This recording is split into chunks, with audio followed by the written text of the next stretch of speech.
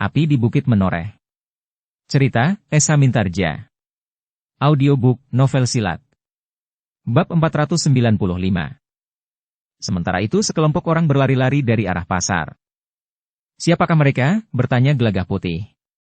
Kisanak, berkata seorang di antara ketiga orang berkuda itu. Kau akan segera bertemu dengan Kisah Balintang yang sebenarnya. Kisah Balintang yang sebenarnya itu berada di antara mereka yang datang kemari itu.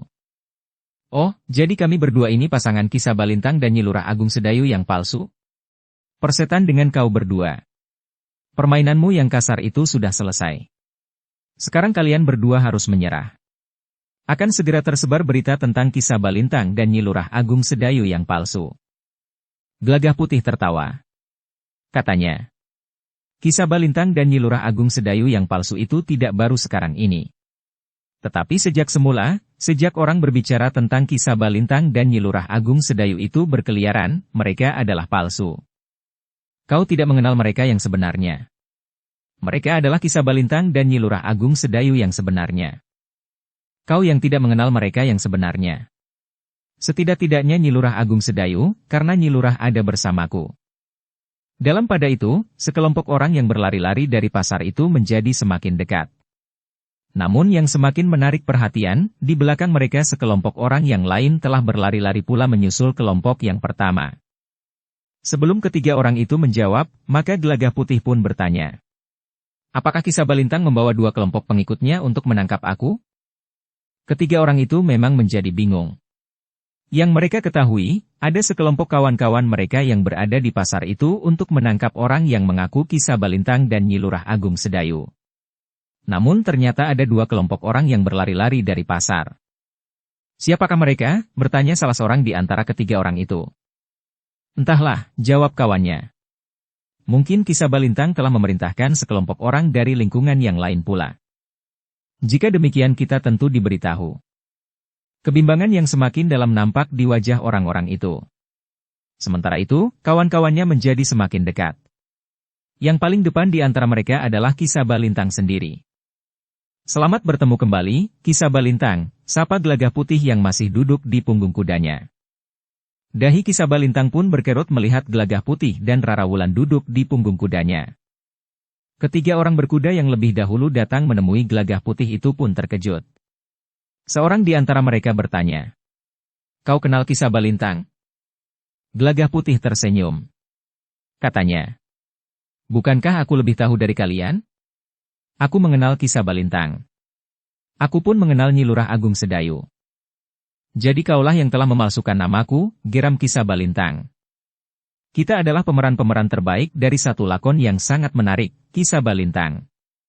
Kenapa kau berani memalsukan namaku, dan bahkan dengan sengaja memfitnah aku?" Pertanyaan yang sama dapat juga aku katakan. Kenapa kau dengan keji memfitnah Mbokayu Sekar Mirah? Aku tidak memfitnahnya. Ia memang datang kepadaku dan menyatakan kesediaannya bersama-sama memimpin perguruan Kedung Jati yang agung. Kau dapat berkata seperti itu kepada orang lain. Tetapi tentu tidak kepadaku.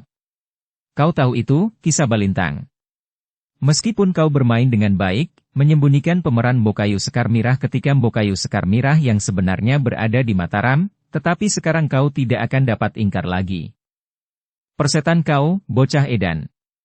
Apapun yang pernah kau lakukan, tetapi kau dan perempuan itu akan menyesal. Seharusnya kalian tidak ikut dalam permainan ini meskipun kalian berdua masih terlalu muda untuk mati, namun tidak ada jalan lain yang dapat kau tempuh sekarang ini. Jika kalian berhasil membunuh kami, maka kematian kami tidak akan merubah citramu di hadapan para pemimpin di Mataram. Mereka akan tetap mengetahui bahwa kau telah memalsukan Nyi Lurah Agung Sedayu. Tetapi itu akan lebih baik daripada aku membiarkan kalian berdua berkeliaran. Ketika suasana menjadi semakin tegang, tiba-tiba Ki Citra Jati pun bertanya. Jadi siapakah yang sebenarnya Kisah Balintang yang baik hati itu? Bukan aku, Kek, jawab Gelagah Putih. Oh, itulah sebabnya kau hanya memberi aku 2 keping uang, sahut Ki Citra Jati, yang kemudian berkata kepada Kisah Balintang. Jika kau adalah Kisah Balintang yang sebenarnya, beri aku 5 keping uang. Anakku sakit. Kisah Balintang yang darahnya mulai panas itu telah membentaknya. Diam kau, kakek tua. Pergi. Atau kau akan diusir seperti anjing. Adalah di luar dugaan ketika Ki Citra Jati itu pun kemudian bertanya kepada salah seorang pengikut Ki Sabalintang yang datang lebih dahulu dengan menunggang kuda. Kisanak. Ternyata orang inilah yang bernama Ki Sabalintang. Tetapi kenapa ia bukan seorang yang baik hati seperti yang kau katakan? Yang memberi apa saja kepada orang yang memintanya? Jangankan 5 keping uang, bahkan semua apa yang dipunyainya akan diberikannya. Orang berkuda itu menjawab dengan garangnya. Kalau kau tidak mau diam, aku bungkam mulutmu dengan hulu pedangku. Kenapa kau tiba-tiba menjadi garang? Kau tentu dapat melihat suasana. Kau tentu tahu apa yang sedang terjadi. Jika kau tidak mau pergi, maka kau akan terinjak-injak dalam arena kekerasan yang bakal terjadi. Apakah akan terjadi kekerasan? Kan kalian berdua berkeliaran. Ya. Karena itu pergilah. Tidak. Jika akan terjadi kekerasan, aku tidak akan pergi. Aku lebih senang menonton di sini. Wajah orang berkuda itu menjadi merah. Namun yang menyahut adalah Ki Sabalintang. Setan tua. Jadi kaukah yang sering berkeliaran bersama orang yang telah mencemarkan nama baikku ini? Berkeliaran bersama keduanya memang benar. Tetapi mereka tidak sedang mencemarkan nama baik Ki Sabalintang. Mereka hanya berusaha membersihkan nama baik Nyi Lurah Agung Sedayu. Aku bunuh kau, setan tua, geram orang berkuda itu. Ki Citra Jati tertawa. Katanya. Seperti yang dikatakan oleh Gelagah Putih. Kita adalah pemeran-pemeran terbaik dari satu lakon yang sangat menarik yang terjadi di bumi Mataram sekarang ini. Ki Sabalintang menggeram. Namun ia tidak ingin menunda-nunda lagi. Karena itu, maka ia pun segera memberi isyarat kepada para pengikutnya untuk bergerak. Tetapi seorang kepercayaannya mendekatinya sambil berkata, ada sekelompok orang yang berada di belakang kita. Aku sudah melihat. Mereka tentu pengikut bocah edan itu. Seorang yang berkumis dan berjanggut pendek yang telah menjadi kelabu berkata, kita tuntaskan pekerjaan kita kali ini. Jangan ada yang tersisa. Ya, Ki Gerbalamatan. Mereka harus dibinasakan sampai orang yang terakhir. Jumlah mereka tidak sebanyak orang-orang kita, berkata kepercayaan Ki Sabalintang itu pula. Sebenarnya lah jumlah para cantrik yang hanya 10 orang itu masih belum dapat mengimbangi jumlah para pengikut Ki Sabalintang. Karena itu, maka Ki Sabalintang dan pengikutnya merasa bahwa tugas mereka akan dapat mereka selesaikan dengan baik. Menangkap dan sekaligus membinasakan orang yang telah merusakkan rencana mereka. Seorang yang bertubuh raksasa, yang telah menyatakan kesediaannya membantu Ki Sabalintang sebagaimana Ki Gerbalamatan, menggeram. Mereka datang untuk membunuh diri. Gajah Modang, berkata Ki Sabalintang. Jika mungkin, tangkap perempuan itu hidup-hidup. Perempuan itu akan dapat dipergunakan untuk menjadi umpan orang-orang tanah perdikan menoreh. Laki-laki itu? Bunuh saja. Tetapi aku sendiri yang akan menanganinya. Kedua orang tua itu? Mereka tentu orang-orang yang berilmu. Nampaknya mereka terlalu yakin akan diri mereka. Aku akan membereskan laki-laki dan perempuan tua itu, berkata seorang yang berkepala botak. Aku akan meremas mereka hingga menjadi ampas. Kau selalu merendahkan orang lain. Raba telingamu yang terpotong itu. Juga karena kau merendahkan orang lain, maka kau hampir mati waktu itu, berkata Ki Sabalintang. Jangan menghinaku. Ki Candik Sore, ajak kawanmu yang bongkok itu. Pemalas yang tidak tahu diri. Dengarkan aku, bentak Ki Sabalintang. Sebelum kepalamu terpenggal. Orang yang disebut Candik Sore itu terdiam. Sementara itu, seorang yang agak bongkok telah berdiri di sampingnya. Setelah tugas kita selesai, kita akan membuktikan, siapakah di antara kita yang tidak tahu diri. Cukup, Ki Tunggapetung. Tidak ada waktu untuk berbicara macam-macam. Kita akan segera mulai. Sementara itu, 10 orang cantrik dari perguruan orang bercambuk itu pun telah menebar. Ki Widura sengaja memerintahkan mereka untuk mempergunakan senjata ciri perguruan mereka. 10 orang serta Ki Widura sendiri telah mengurai senjata cambuk mereka. 11 buah cambuk itu benar-benar menarik perhatian Ki Sabalintang serta para pengikutnya. Namun Ki Sabalintang pun kemudian berteriak. Jangan hiraukan. Hancurkan mereka. Mereka ingin menutupi kekurangan mereka dengan pertunjukan yang tidak menarik itu. Gelagah Putih dan Rara Wulan masih sempat mengikat kudanya di pinggir jalan. Namun mereka pun segera bersiap untuk menghadapi orang-orang Ki Sabalintang yang mulai menebar pula. Terdengar sebuah teriakan nyaring. Kepercayaan Ki Sabalintang yang sudah mendapat isyarat dari Ki Sabalintang segera meneriakkan aba-aba. Orang-orang Ki Sabalintang itu pun segera menghambur, menyerang orang-orang yang bersenjata cambuk yang telah menebar pula. Bagus, desis Ki Citrajati. Dengan ciri itu, kita tidak akan keliru. Yang manakah para cantrik dari Jati Anom dan yang manakah para pengikut Ki Sabalintang? Agaknya hal itu sudah terpikir oleh Ki Widura, sahut Nyi Citrajati. Namun keduanya pun terkejut ketika ada dua orang yang bergegas mendekati mereka. Seorang berkepala botak, yang mengenakan ikat kepalanya sekenanya saja sehingga sengaja atau tidak, botaknya nampaknya jelas. Seorang lagi agak bongkok. Heh, kek, berkata orang yang berkepala botak. Menyerah sajalah. Jika kau menyerah, maka kau akan tetap hidup. Ki Citrajati termangu-mangu sejenak. Dipandanginya wajah orang itu dengan seksama. Namun kemudian ia pun bertanya. Kenapa telingamu itu, heh? Pest. Nyi Citrajati menggamitnya. Sempat juga kau perhatikan telinganya. Tetapi orang berkepala botak itu justru tertawa. Katanya. Aku bangga dengan telingaku. Beberapa tahun yang lalu, dalam sebuah perkelahian, lawanku sempat membabatkan pedangnya. Maksudnya tentu untuk menebas leherku. Tetapi yang kena hanya telingaku saja, sehingga telingaku terkoyak. Tidak. Lawanmu waktu itu tidak ingin menebas lehermu. Ia memang ingin memotong telingamu. Ah, tentu tidak. Ya. Bukankah waktu itu kau bertempur di dekat tempuran Kali Uter dan Kali Gandu Kulon? Dari mana kau tahu? Setelah telingamu terpotong, kau mengamuk seperti orang gila tanpa kendali, sehingga kau membuat banyak kesalahan. Bukankah waktu itu kau hampir mati jika tidak karena belas kasihan lawanmu yang semula kau remehkan? Dari mana kau tahu, heh? Dari mana? Buka matamu lebar-lebar, Candikala. Siapakah aku, heh? Namaku bukan Candikala. Namaku Candik Sore. Aku lebih senang menyebutmu Candikala. Ki Candik Sore termangu-mangu sejenak. Tiba-tiba saja ingatannya mulai meraba masa lalunya yang panjang. Pertempuran di dekat tempuran Kali Uter dan Kali Gandu Kulon. Beberapa langkah dari Ki Widura, Ki Jayaraga berdiri sambil menggenggam tangkai kapak kecilnya. Dengan kapak kecilnya itu, Ki Jayaraga telah siap bertempur melawan para pengikut Ki Sabalintang. Ki Sabalintang sendiri dengan wajah yang geram melangkah mendekati Gelagah Putih. Sedangkan seorang yang bertubuh tinggi besar berjalan dengan langkah pasti mendekati Rara Wulan. Jantung Rara Wulan memang berdesir melihat orang yang 3 kali lipat besarnya dari dirinya sendiri. Bukan main. Rara Wulan bahkan surut selangkah ketika melihat orang itu tertawa. Giginya nampak menyeringai mendebarkan. Rasanya giginya itu nampak sebesar kapak-kapak kecil yang ditata berjajar. Namun yang sudah lama tidak tersentuh, sehingga seakan-akan menjadi berkarat. Siapa namamu perempuan cantik? Bertanya orang itu. Jantung Rara Wulan berdegup semakin cepat.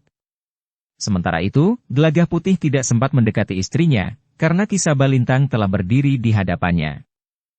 Kau cerdik, Gelagah Putih, berkata Ki Sabalintang.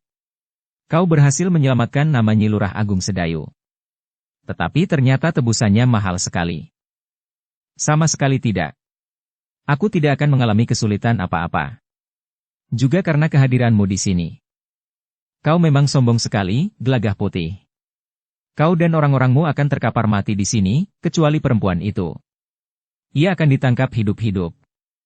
Perempuan itu akan dapat menjadi umpan untuk mengail orang-orang tanah perdikan menoreh. Dengan perempuan itu, aku akan dapat memanggil Ki Lurah Agung Sedayu dan Nyi Lurah Agung Sedayu.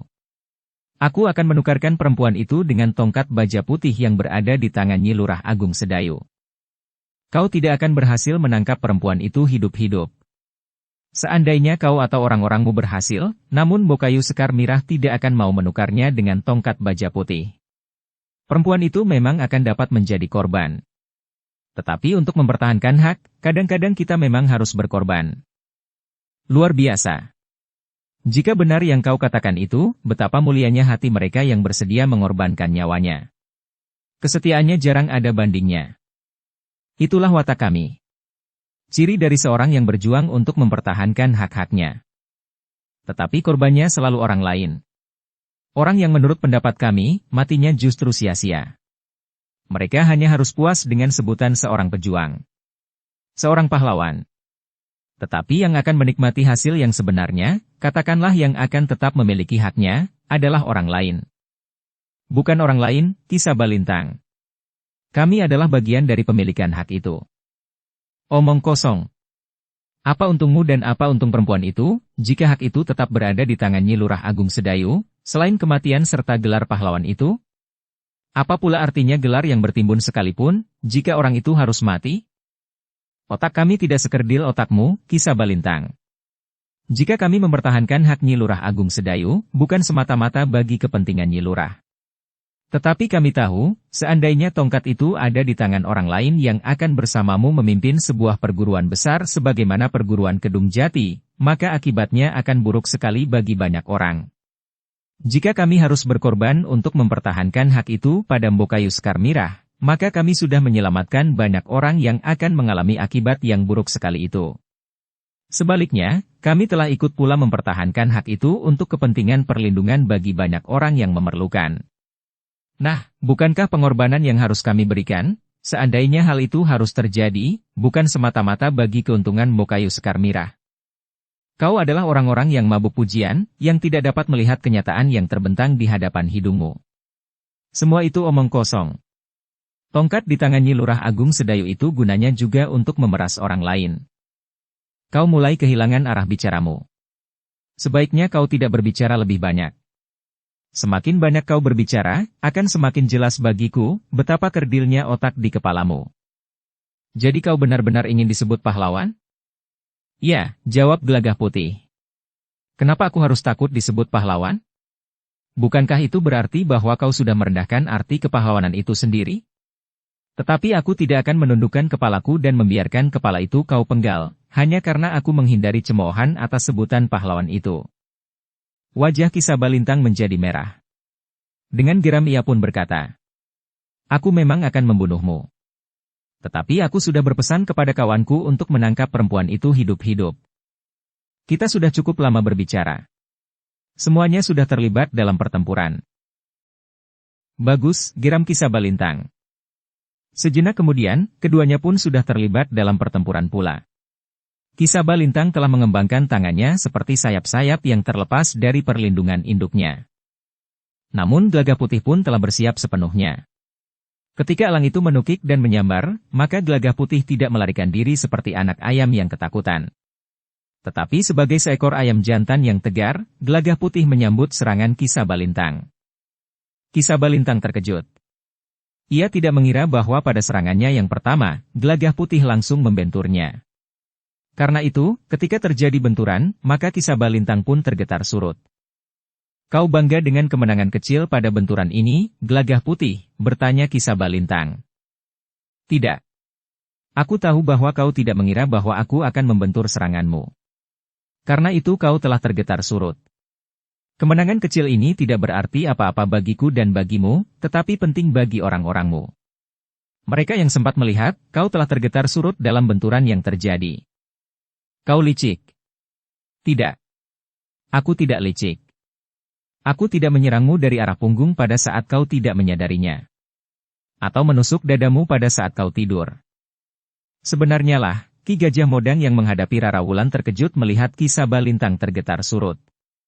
Demikian pula beberapa orang yang kebetulan melihat benturan itu. Orang yang mengaku Ki Sabalintang itu ternyata berilmu sangat tinggi. Ia mampu mendorong Ki Sabalintang surut dalam sebuah benturan kekuatan, berkata Ki Candik Sore pula di dalam hatinya. Bukan hanya Ki Candik Sore. Tetapi beberapa orang yang lain pun beranggap demikian pula. Agaknya Ki Sabalintang mengerti pula akibat buruk dari benturan yang pertama itu. Karena itu, maka ia pun segera berusaha mendesak Gelagah Putih untuk menambah kepercayaan orang-orangnya. Tetapi Gelagah Putih menyadari akan hal itu. Karena itu, maka Gelagah Putih pun berusaha untuk memberikan kesan yang lain. Dengan meningkatkan ilmunya, maka Gelagah Putih bertahan untuk tidak terdesak surut selangkah pun. Dengan tangkasnya ia menghindari serangan-serangan Ki Sabalintang yang berbahaya. Tetapi dengan cepatnya Gelagah Putih pun menyerangnya di tempat-tempat yang paling lemah pada tubuh Ki Sabalintang, sehingga dengan demikian maka Ki Sabalintang tidak berhasil dengan segera mendesak Gelagah Putih.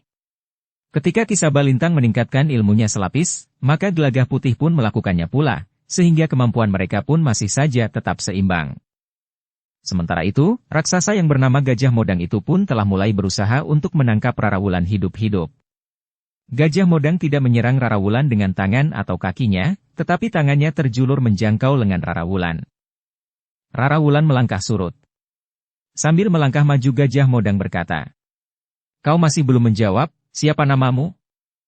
Ki Sabalintang tentu sudah menyebut namaku. "Ya.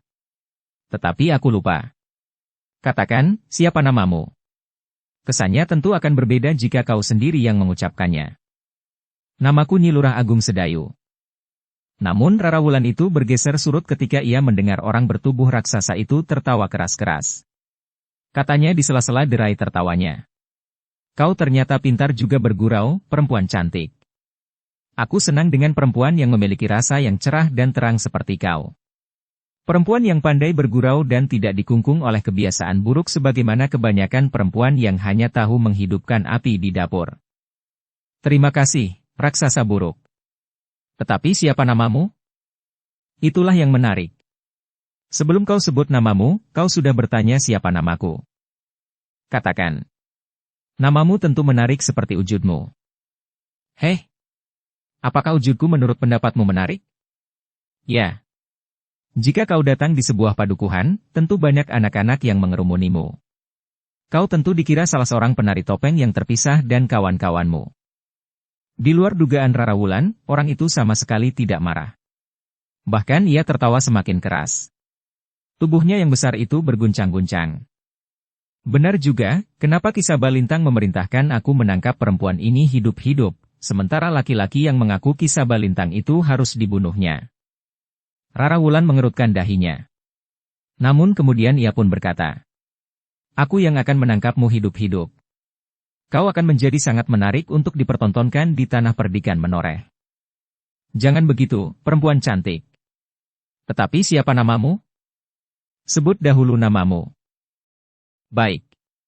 Namaku Gajah Modang." "Nah, sekarang sebut namamu." "Namaku Rara Wulan." "Ya. Rara Wulan. Nama yang cantik seperti wajahmu. Kau memang cantik seperti bulan." "Ya. Kau pun tampan seperti gajah yang mengenakan ikat kepala."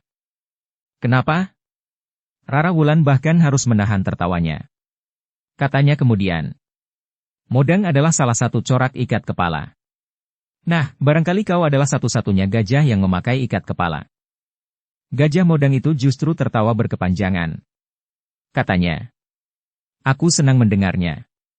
Nah, sekarang menyerah sajalah. Aku akan menangkapmu hidup-hidup.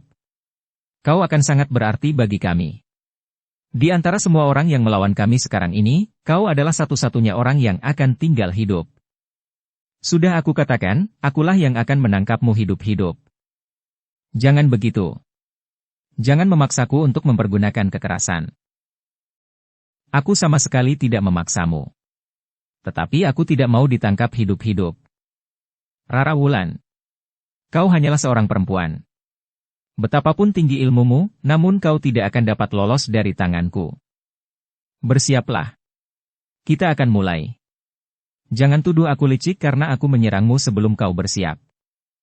Jadi kau benar-benar tidak mau menyerah? Tidak. Baik. Jika demikian, aku akan memaksamu menyerah." Rara Wulan tidak menjawab lagi. Ketika ia memandang berkeliling, maka semua orang telah terlibat dalam pertempuran.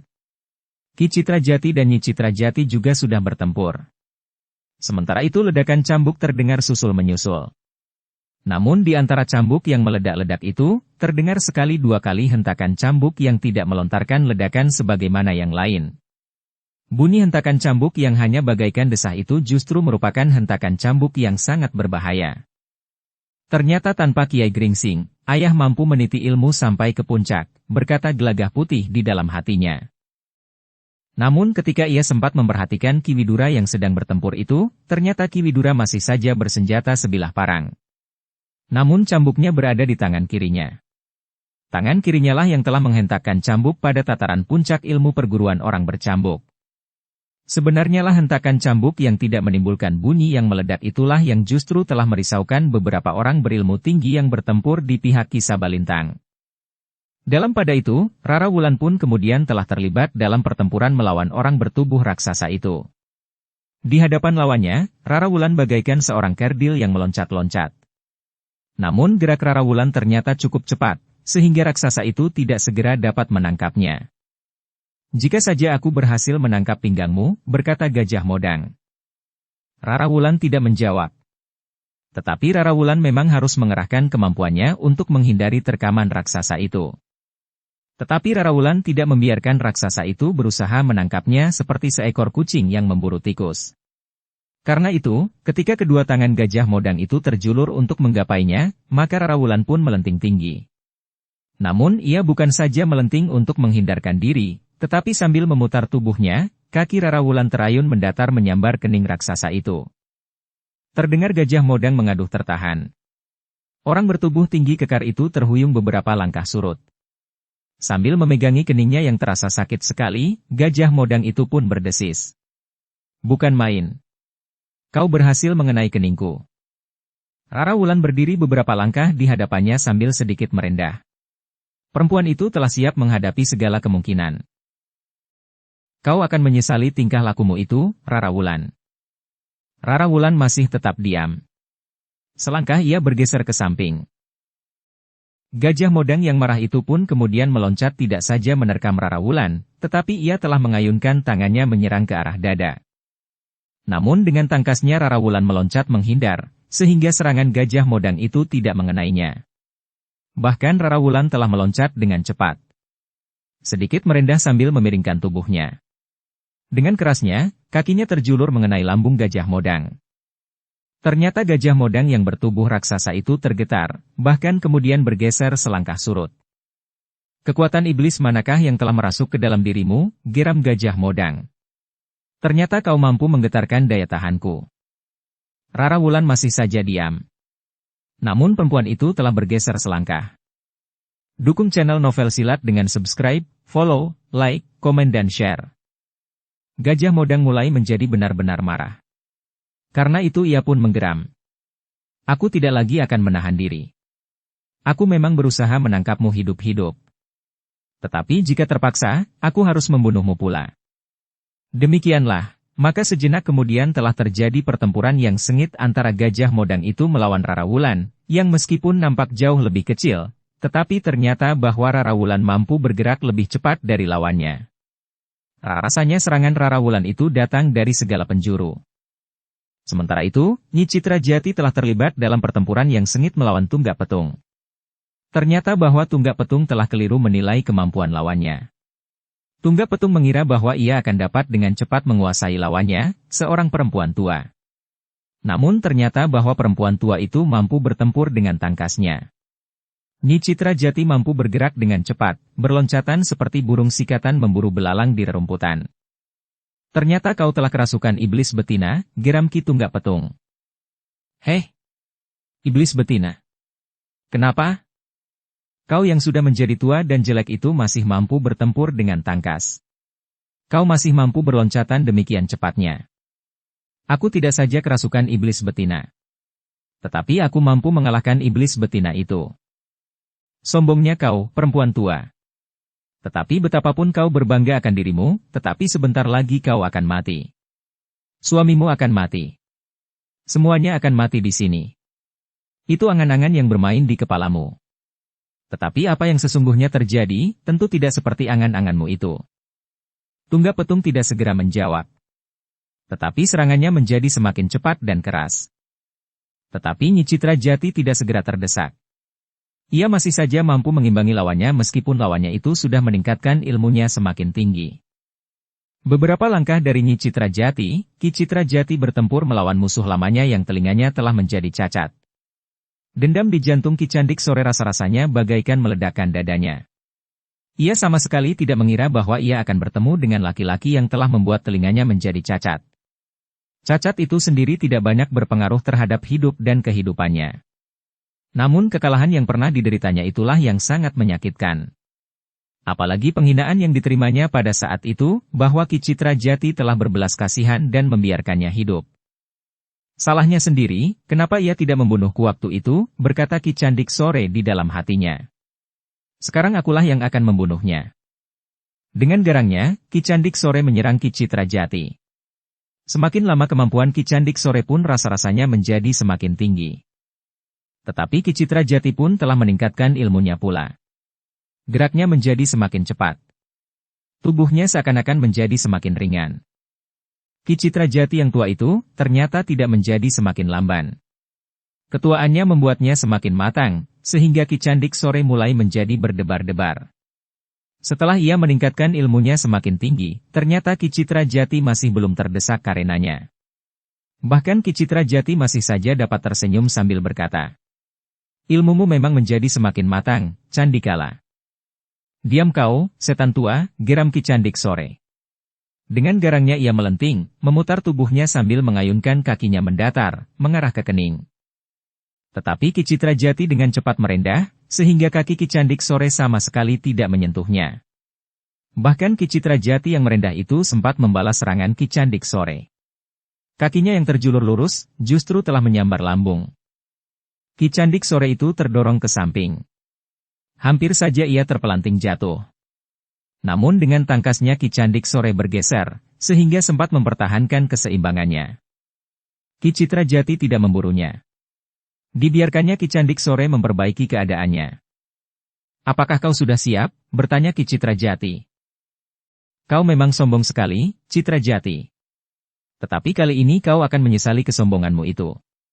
Kau tidak akan dapat bertahan terlalu lama. Aku akan segera membunuhmu."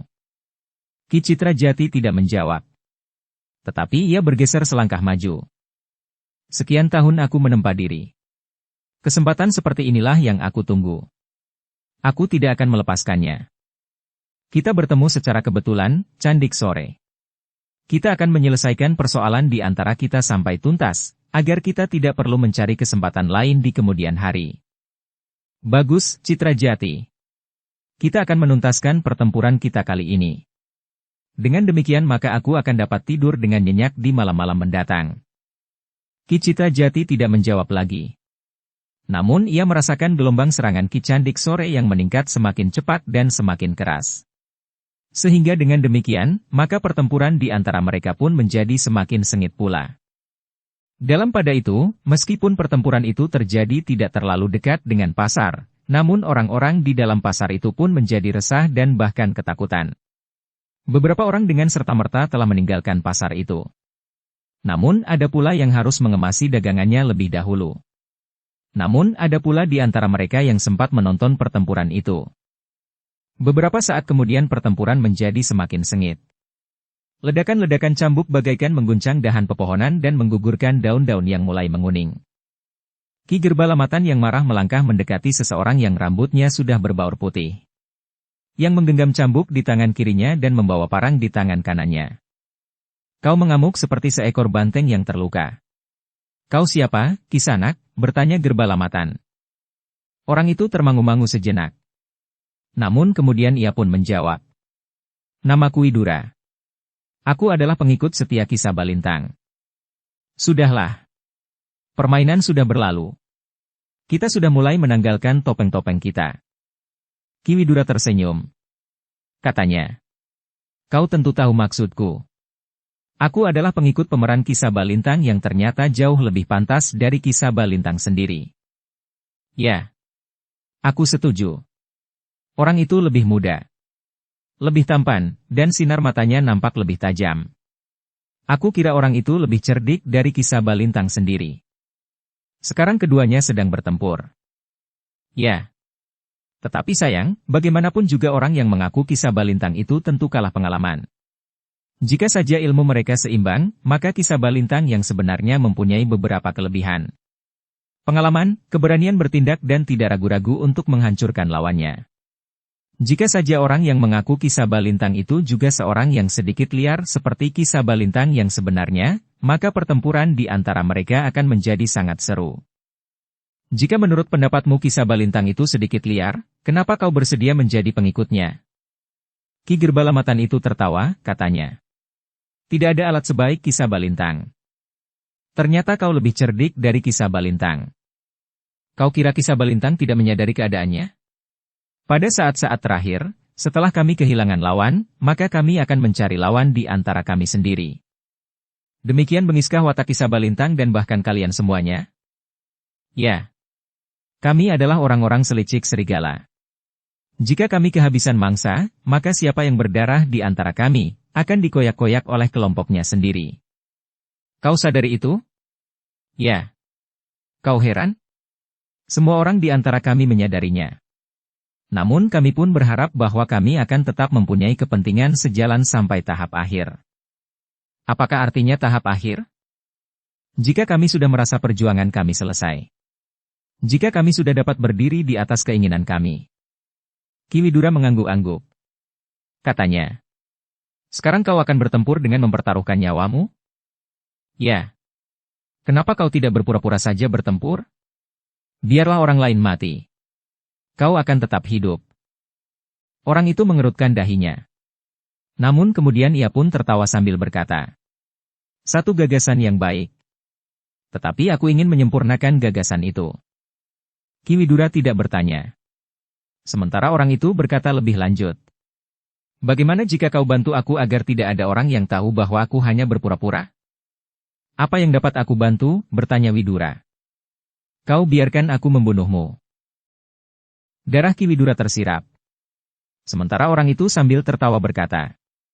Jika kau biarkan aku membunuhmu, maka kawan-kawanku akan menyangka bahwa aku sudah bersungguh-sungguh. Namun Ki Widura segera dapat menguasai perasaannya. Sambil tersenyum ia pun berkata. Kau berhasil menyempurnakan gagasanku. Sayang, aku tidak dapat mati.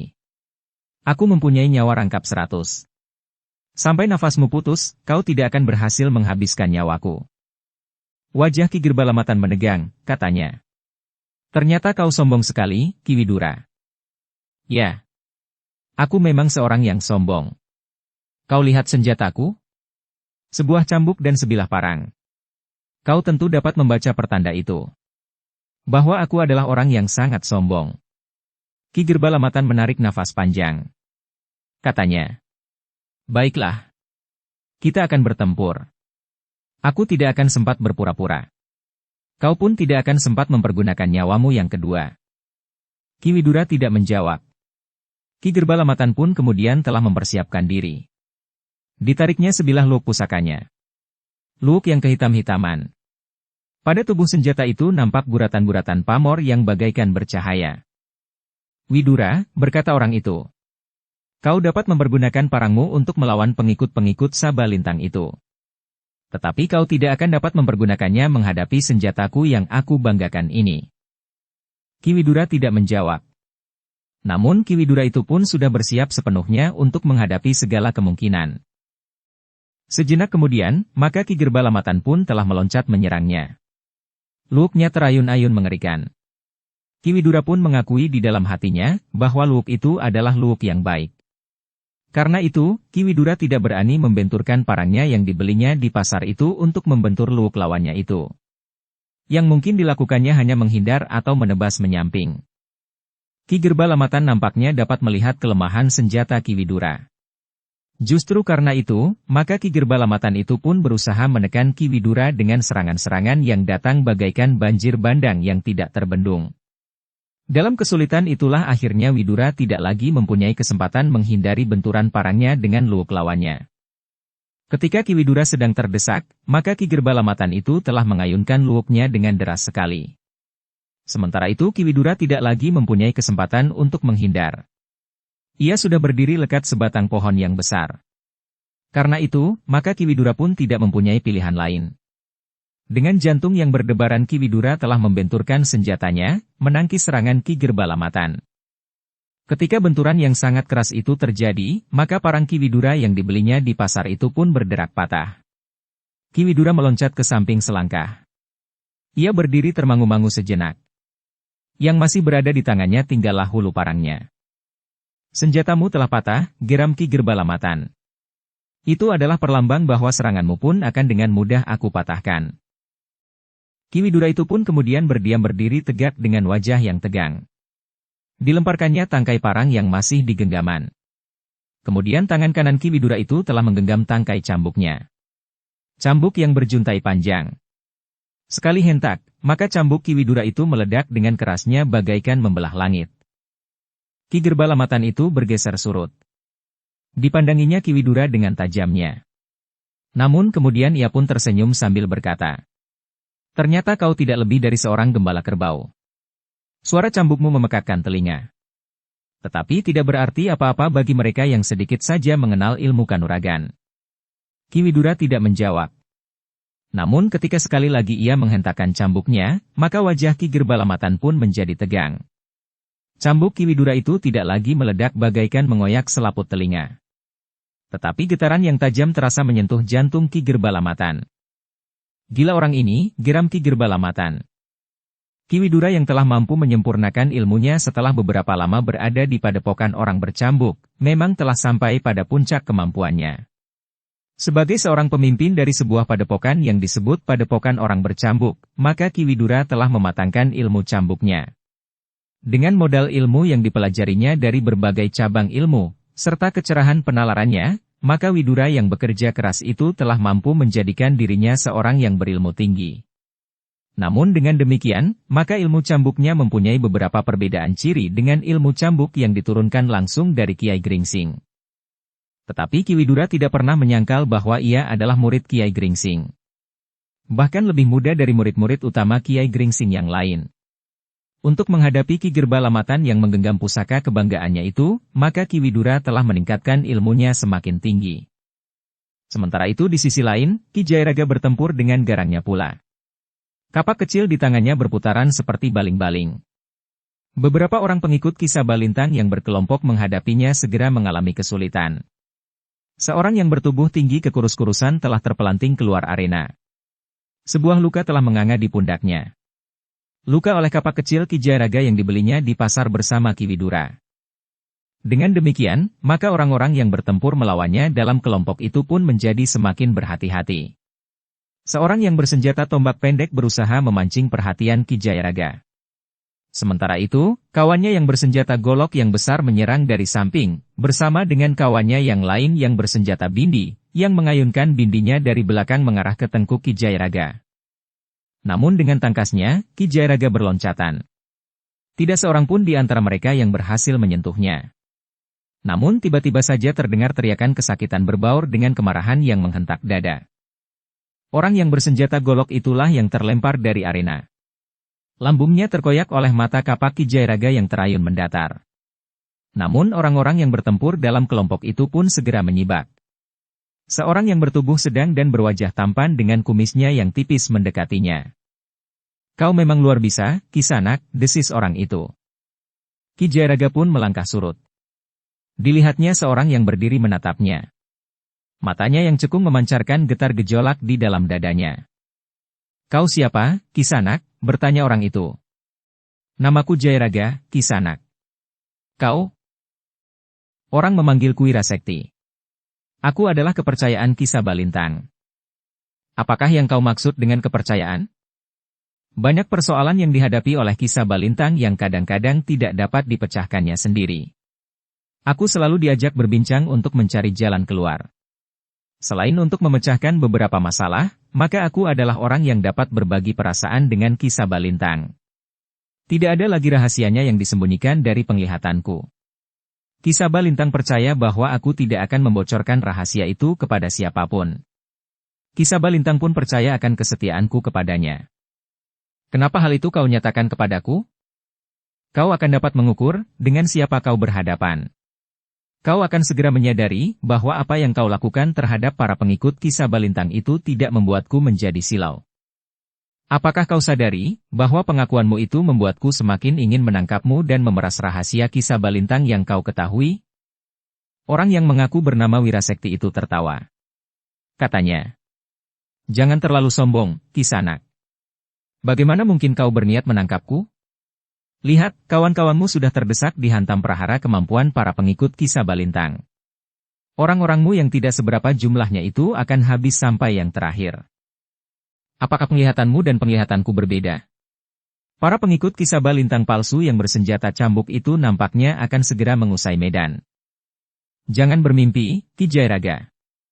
Kau sendiri tentu akan segera mati. Aku adalah Wirasekti. Nama itu aku dapatkan dari Kisaba Lintang yang merasa kagum akan kesaktianku. Apakah kau benar-benar sakti?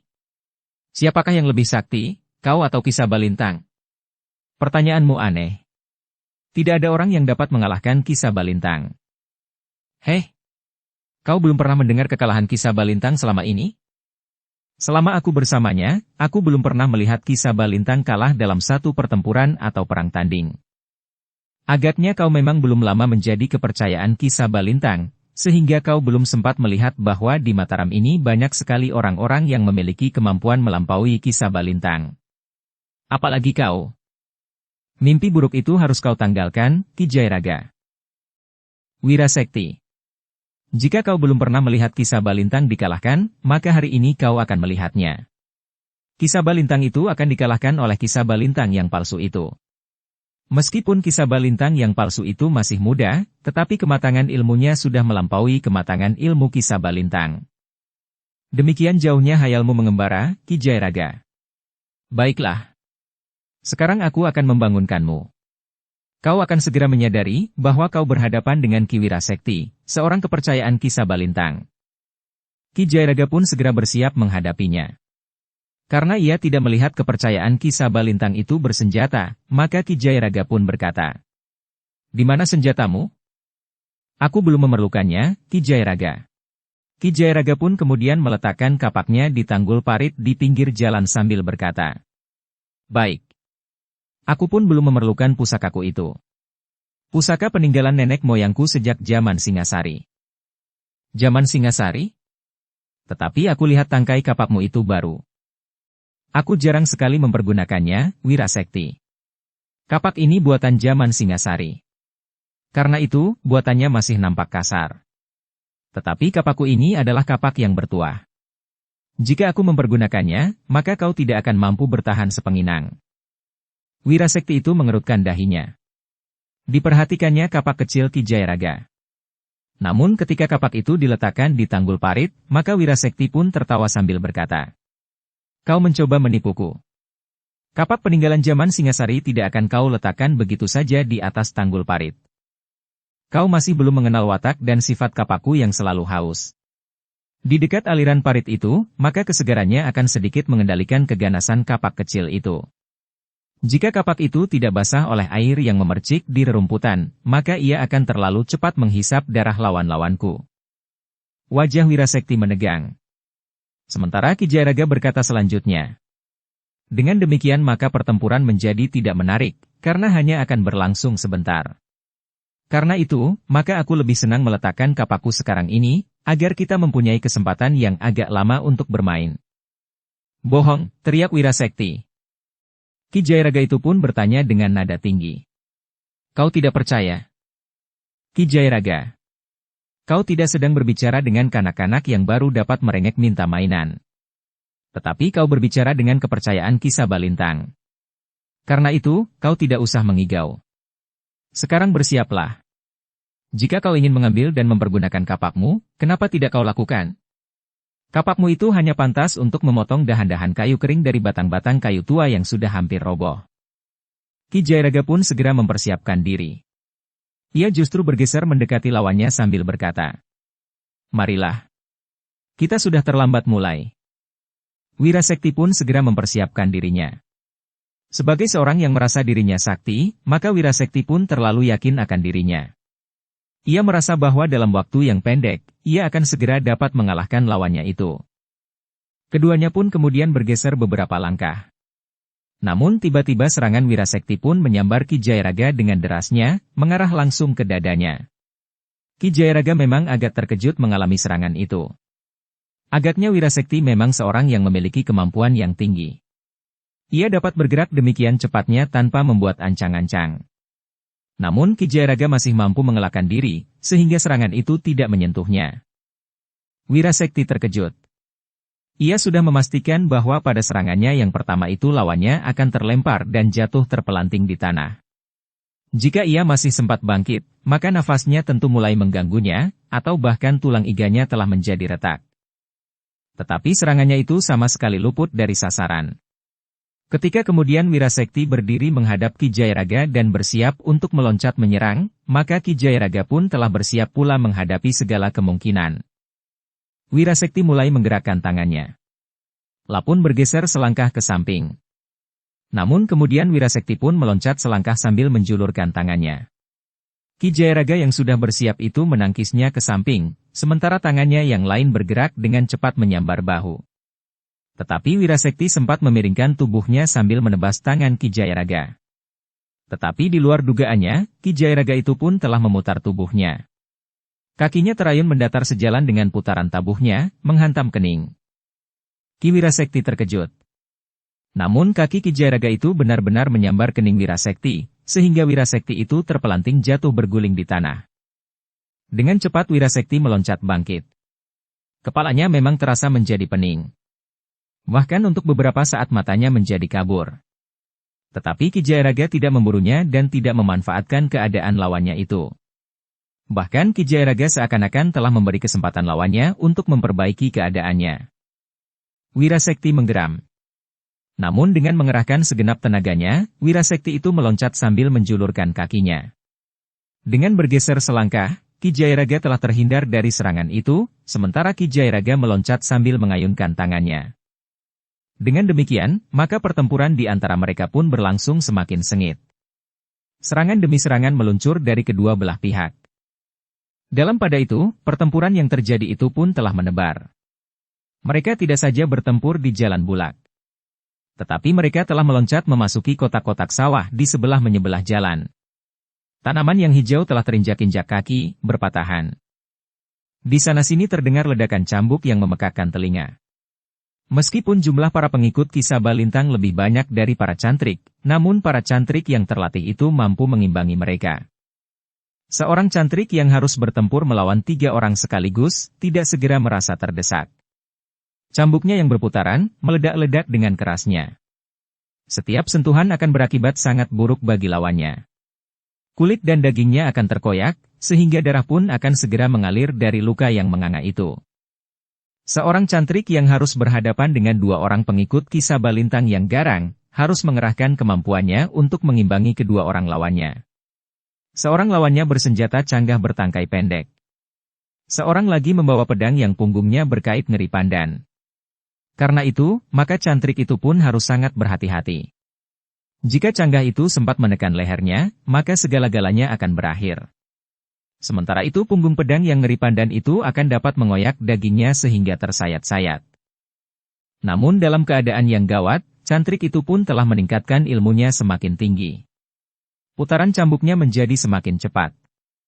Sekali-sekali cambuknya menghentak sendal pancing, namun kemudian menyambar mendatar dengan cepatnya. Seorang di antara kedua lawannya itu pun berteriak nyaring ketika ujung cambuk cantrik itu menyambar betisnya. Satu hentakan yang kuat telah mengelupas kulit dagingnya sehingga sampai ke tulang. Orang itu jatuh tersungkur. Meskipun ia berniat untuk segera bangkit, tetapi ia sudah tidak mampu lagi. Demikian ia berusaha, maka ia pun segera terjatuh kembali. Darah mengucur dari luka di betisnya, sehingga terdengar orang itu mengaduh kesakitan. Seorang kawannya berusaha menolongnya. Di papahnya orang itu menepi. Diikatnya kakinya dengan ikat kepalanya untuk mengurangi darah yang mengalir. Demikianlah, maka para cantrik itu ternyata mampu mengejutkan para pengikut Ki Sabalintang. Senjata mereka yang khusus memang membuat para pengikut Ki Sabalintang itu cemas. Bahkan seorang cantrik yang bertempur melawan 2 atau 3 orang lawannya, masih juga sempat tiba-tiba menghentakkan cambuknya menyerang orang yang bertempur melawan cantrik yang lain. Dengan demikian, maka para pengikut Ki Sabalintang itu harus mengerahkan kemampuan mereka. Meskipun jumlah mereka lebih banyak, tetapi mereka ternyata tidak segera berhasil menguasai keadaan. Dalam pada itu, sebagian besar dari orang-orang yang berada di pasar sudah meninggalkan pasar itu dengan tergesa-gesa. Tetapi beberapa orang yang memiliki keberanian masih juga bertahan untuk menyaksikan pertempuran yang terjadi beberapa puluh langkah dari pasar itu. Namun ternyata arena pertempuran itu semakin lama menjadi semakin dekat pula dengan pasar yang sudah menjadi semakin sepi. Dalam pada itu, Ki Sabalintang pun menjadi sangat marah karena ia tidak segera dapat mengalahkan Gelagah Putih. Jika Ki Sabalintang harus bertempur dan tidak mampu mengalahkan Ki Lurah Agung Sedayu, Ki Sabalintang masih dapat menerima kenyataan itu dengan hati yang lapang. Tetapi setelah ia menempa diri di setiap waktu yang memungkinkan selama petualangnya, ia masih saja belum dapat dengan cepat menguasai Gelagah Putih. Sebenarnya lah bahwa ilmu Gelagah Putih pun menjadi semakin matang. Ketika ia menjalani laku untuk dapat bermain-main dengan rinding sebagaimana diwariskan oleh Ki Citra Jati, maka laku yang dijalaninya telah mempengaruhi kematangan ilmu yang sudah dimilikinya pula. Tenaga dalam, ketahanan tubuh serta tataran kemampuannya telah meningkat semakin tinggi. Karena itu, maka ketika ia harus berhadapan dengan Ki Sabalintang, Gelagah Putih mampu mengimbanginya meskipun Ki Sabalintang sudah meningkatkan ilmunya semakin tinggi. Sementara itu, Rara Wulan masih bertempur dengan sengitnya melawan Gajah Modang. Meskipun Rara Wulan bagi Gajah Modang bagaikan seorang kerdil, ternyata bahwa Gajah Modang tidak segera dapat menangkapnya. Setiap kali ia mencoba menerkam, maka Rara Wulan itu tiba-tiba saja telah menyerang Gajah Modang dari arah yang tidak diduganya. Ketika kaki Rara Wulan yang kecil itu menghantam lambung Gajah Modang, maka rasa-rasanya kaki yang kecil itu bagaikan sebongkah batu yang berat, yang dilontarkan oleh tangan raksasa mengenai lambungnya, sehingga Gajah Modang itu terhuyung-huyung beberapa langkah ke samping. "Kau jangan keras kepala, perempuan cantik," berkata Gajah Modang. "Jangan menguji kesabaranku. Kau pun jangan menjadi keras kepala, gajah mabuk. Kau tidak akan berhasil menangkap aku. Tubuhmu yang besar itu membuatmu menjadi sangat lamban bergerak. Kau menjadi seekor kucing tua yang malas. Kau tidak akan dapat menangkap seekor tikus yang muda dan tangkas. Tetapi sekali kukuku sempat menerkam tubuhmu, maka kau tidak akan pernah terlepas lagi." Gajah Modang yang belum selesai berbicara itu terkejut. Kaki Rara Wulan terayun sejalan dengan putaran tubuhnya menyambar keningnya. Gajah Modang itu terdorong beberapa langkah ke samping, matanya rasa-rasanya menjadi kabur. Kepalanya menjadi pening. Tubuhnya yang besar itu pun kemudian telah terbanting jatuh berguling di tanah. Rara Wulan sengaja tidak memburunya. Ia menunggu gajah itu bangkit berdiri. "Iblis betina, kau," geram Gajah Modang. "Aku tidak akan mengekang diri lagi. Aku tidak lagi berniat menangkapmu hidup-hidup. Lakukan apa yang akan kau lakukan. Tetapi aku pun akan melakukan apa yang ingin aku lakukan. Persetan kau, perempuan gila." Rara Wulan bergeser surut ketika Gajah Modang itu melangkah maju mendekat. Dengan garangnya Gajah Modang itu pun telah menyerang lawannya yang kecil itu. Ia benar-benar tidak lagi mengekang dirinya. Ia tidak lagi ingin menangkap Rara Wulan hidup-hidup, yang akan dapat dipergunakan sebagai umpan bagi orang-orang tanah perdikan menoreh. "Syukur bila aku dapat menangkapnya hidup-hidup. Jika tidak, apa boleh buat? Ia tidak boleh terlepas dari tangan kami," berkata Gajah Modang itu di dalam hatinya. Dengan demikian, maka serangan Gajah Modang pun menjadi semakin sengit. Bagaikan ombak yang bergulung-gulung menghantam bukit-bukit karang di pantai terjal. Namun Rara Wulan tidak membentur serangan-serangan Gajah Modang, tetapi Rara Wulan menjadikan dirinya seperti sebuah kelapa yang sudah tua yang mengambang dan terombang-ambing di permukaan. Namun sebuah kelapa yang tua tidak akan pernah ditenggelamkan oleh ombak yang betapapun besarnya. Keringat Gajah Modang pun membasahi seluruh tubuhnya. Pakaiannya bahkan seakan-akan baru dibenamkan ke dalam air sebelum dicuci. Sementara itu, Rara Wulan yang kecil itu berloncatan dengan tangkasnya. Sekali-sekali tubuhnya meluncur menyerang bagian-bagian terlemah dari tubuh Gajah Modang. Gajah Modang menjadi kehabisan akal. Apapun yang dilakukan, tidak mampu mencegah perempuan itu menyakitinya. Bahkan semakin lama menjadi semakin nyeri. Dalam pada itu, pertempuran itu pun menjadi semakin sengit. Tetapi yang terjadi tidak seperti yang diharapkan oleh Ki Sabalintang. Orang-orangnya tidak segera menguasai medan. Bahkan orang-orang berilmu tinggi yang sempat dibujuknya untuk bekerja bersamanya, tidak pula segera mengatasi lawan-lawan mereka. Ternyata kemampuan mereka tidak seimbang dengan nama mereka, berkata Ki Sabalintang di dalam hatinya. Bahkan Gajah Modang pun tidak segera berhasil menguasai perempuan itu. Perempuan yang terlalu kecil dibandingkan dengan tubuhnya sendiri. Bahkan Kisabalintang pun harus melihat kenyataan, bahwa para pengikutnya yang jumlahnya lebih banyak dari para pengikut Gelagah Putih itu tidak segera mampu mengalahkan mereka. Bahkan orang-orangnya lah yang telah terlempar dan terpelanting dari medan. Tetapi Kisabalintang pun melihat, bahwa orang-orangnya masih belum kalah. Belum ada pihak yang menguasai medan sepenuhnya. Bahkan Kisabalintang masih melihat, orang-orangnya sempat mendesak para pengikut Gelagah Putih yang jumlahnya lebih kecil. Dalam pada itu, Gerbalamatan pun melihat keadaan itu. Bahkan Gerbalamatan merasa tidak telaten melihat kelambanan para pengikut Kisabalintang. 2 orang muridnya ada di dalam pasukan Kisabalintang itu. Ternyata kedua orang muridnya itu mampu menjadi penggerak utama bagi pasukan Kisabalintang.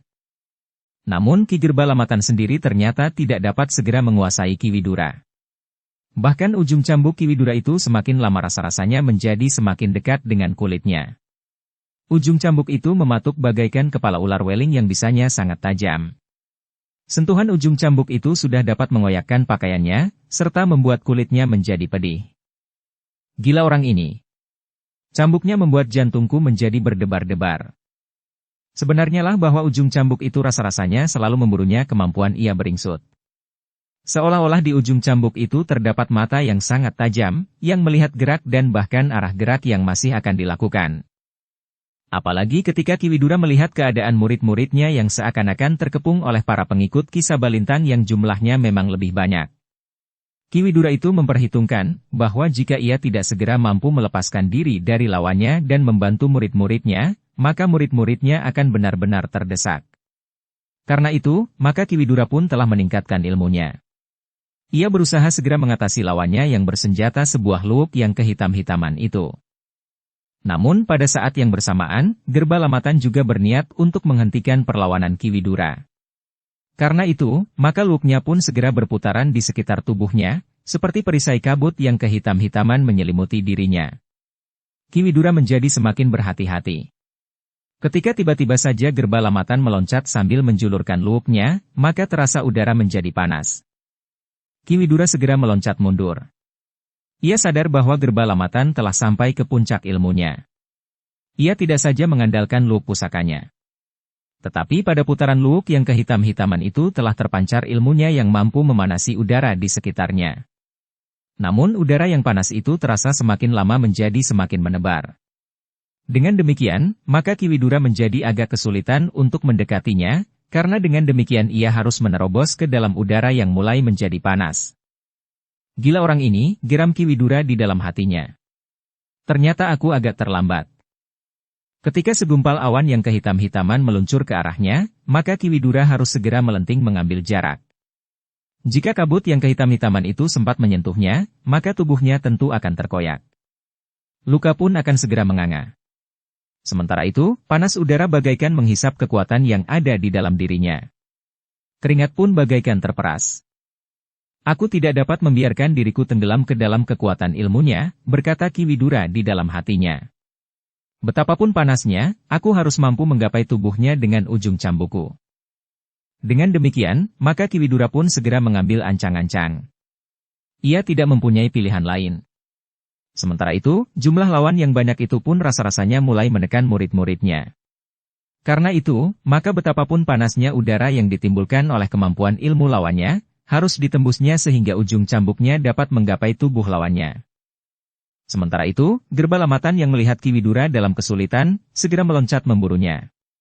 Ia tidak ingin memberinya waktu untuk dapat melepaskan diri dari terkamannya.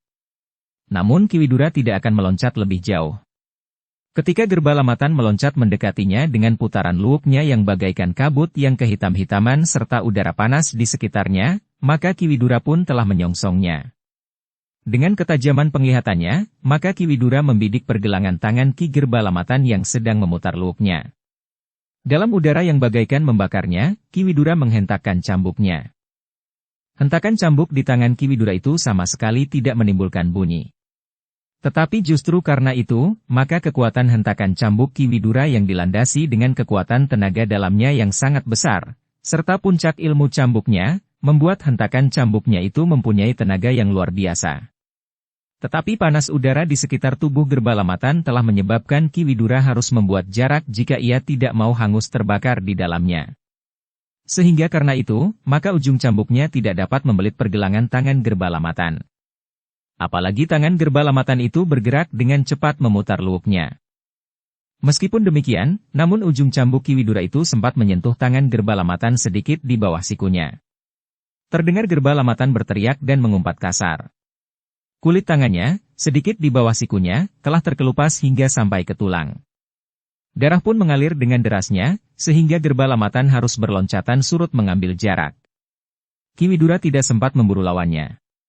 Tubuhnya yang bagaikan dipanggang dalam api itu rasa-rasanya telah kehilangan tenaganya. Kiwidura harus mengerahkan sisa-sisa tenaganya untuk dapat masih tetap berdiri tegak. Untuk beberapa saat pertempuran itu pun bagaikan terhenti. Kiwidura masih berusaha untuk memperbaiki keadaannya. Angin yang berhembus perlahan, sedikit membuat tubuh Widura menjadi agak segar. Tetapi bagian dalam tubuhnya yang seolah-olah telah menjadi matang oleh udara panas yang dihisapnya saat bernafas, masih saja terasa nyeri. Sementara itu, Gerbalamatan berdiri tegak sambil menggeram. Darah masih saja mengalir dari nadinya yang terputus oleh sentuhan ujung cambuk Kiwidura. Gerbalamatan pun kemudian memberi isyarat seorang pengikut Ki Sabalintang mendekatinya.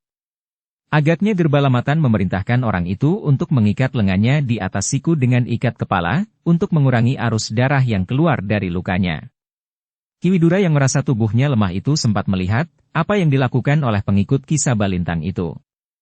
Bahwa seseorang berada dekat dengan Gerbalamatan, memberikan isyarat kepadanya bahwa Gerbalamatan tidak sedang mengeterapkan ilmu apinya.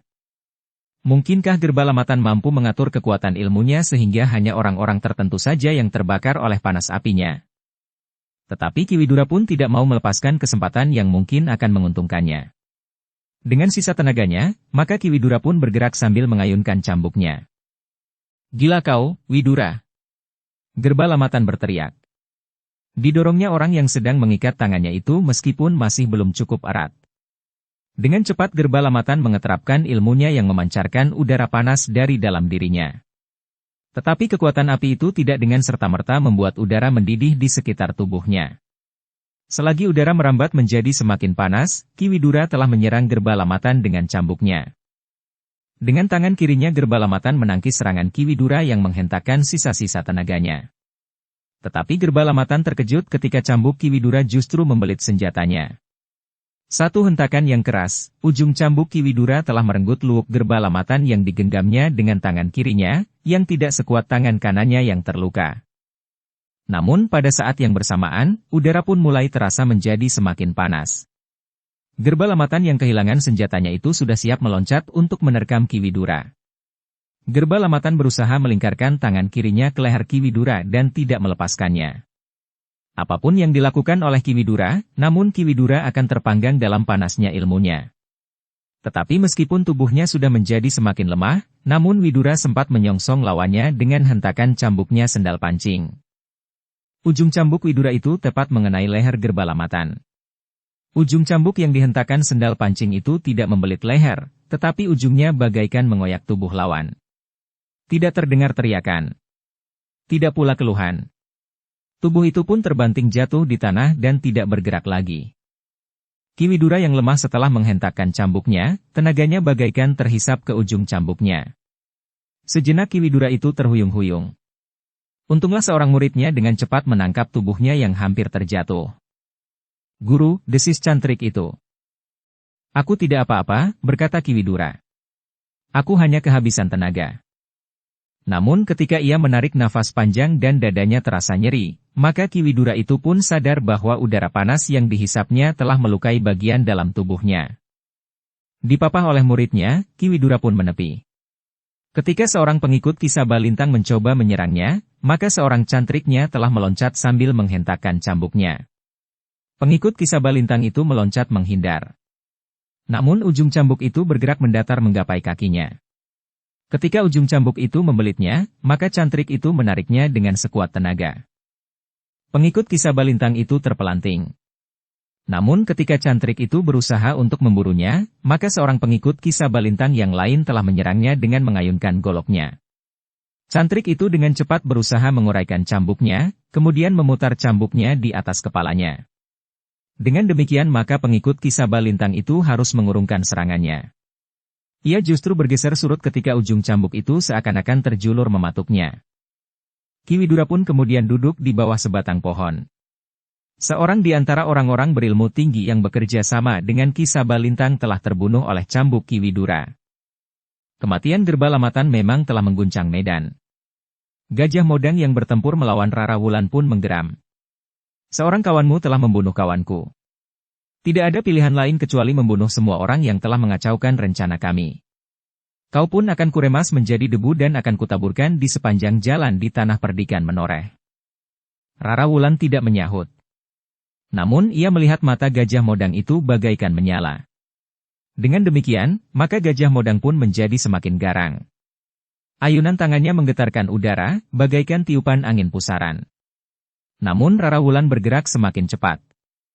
Tubuhnya yang seakan-akan hanyut di bawah angin pusaran, tiba-tiba saja menggeliat.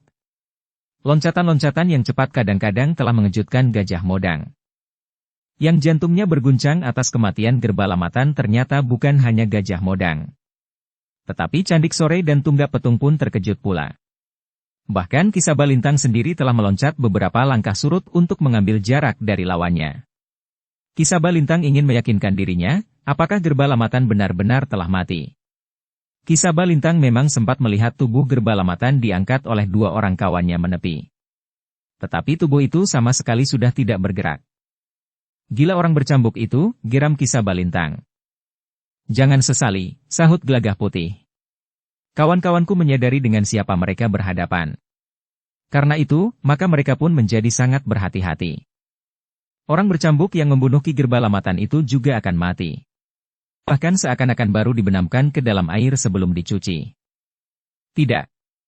Orang itu berhasil memperbaiki keadaannya. Ia sempat mengatur pernafasannya. Mengembangkan daya tahannya untuk mengatasi perasaan sakit di tubuhnya. Namun sebenarnya lah bahwa Kiwidura masih belum dapat berbuat banyak. Dadanya masih terasa sakit. Meskipun ia sudah mencoba mengatasinya dengan mengatur pernafasannya serta mengembangkan daya tahan tubuhnya, namun nyeri di dadanya itu masih saja terasa menyengat. Kematian Gerbalamatan telah membuat semua orang yang bertempur bersamaku marah. Kalian akan menyesalinya, karena aku tidak akan dapat lagi mengendalikan mereka. Mereka akan membunuh kalian semuanya sampai orang yang terakhir. Itu adalah mimpimu, Ki Sabalintang. Tetapi guru yang terluka itu membuatku marah juga. Semua cantrik akan menjadi marah, dan sahabat-sahabat guru pun akan marah pula. Bukankah itu berarti bahwa nasibmu dan kawan-kawanmu akan menjadi sangat buruk? Perintah yang aku terima dari Mataram adalah menangkapmu hidup atau mati. Karena itu, jika aku membunuhmu, aku sama sekali tidak dapat dianggap bersalah. Jangan mengigau. Kau akan mati sekarang juga. Ki Sabalintang pun meningkatkan ilmunya pula. Bahkan Ki Sabalintang telah mulai mengayunkan tongkat baja putihnya. Tongkat yang sedikit lebih panjang dari tongkat baja putih yang dimiliki oleh Nyi Lurah Agung Sedayu. Tetapi perbedaan itu tidak segera tampak oleh mata Wadak. Tongkat baja putih itu di tangan Ki Sabalintang menjadi sangat garang. Ketika tongkat itu berputar, maka di sekeliling Ki Sabalintang seakan-akan ditabiri dengan kabut yang keputih-putihan. Kabut yang tidak mudah untuk ditembus, karena setiap sentuhan kabut yang keputih-putihan itu berarti sentuhan dengan putaran tongkat baja putih di tangan Ki Sabalintang. Gelagah Putih menjadi berdebar-debar melihat putaran tongkat baja putih itu. Bahkan tiba-tiba saja tongkat baja putih itu menggeliat di tangan Ki Sabalintang, kemudian mematuk lurus ke arah dada Gelagah Putih. Gelagah Putih harus berloncatan surut.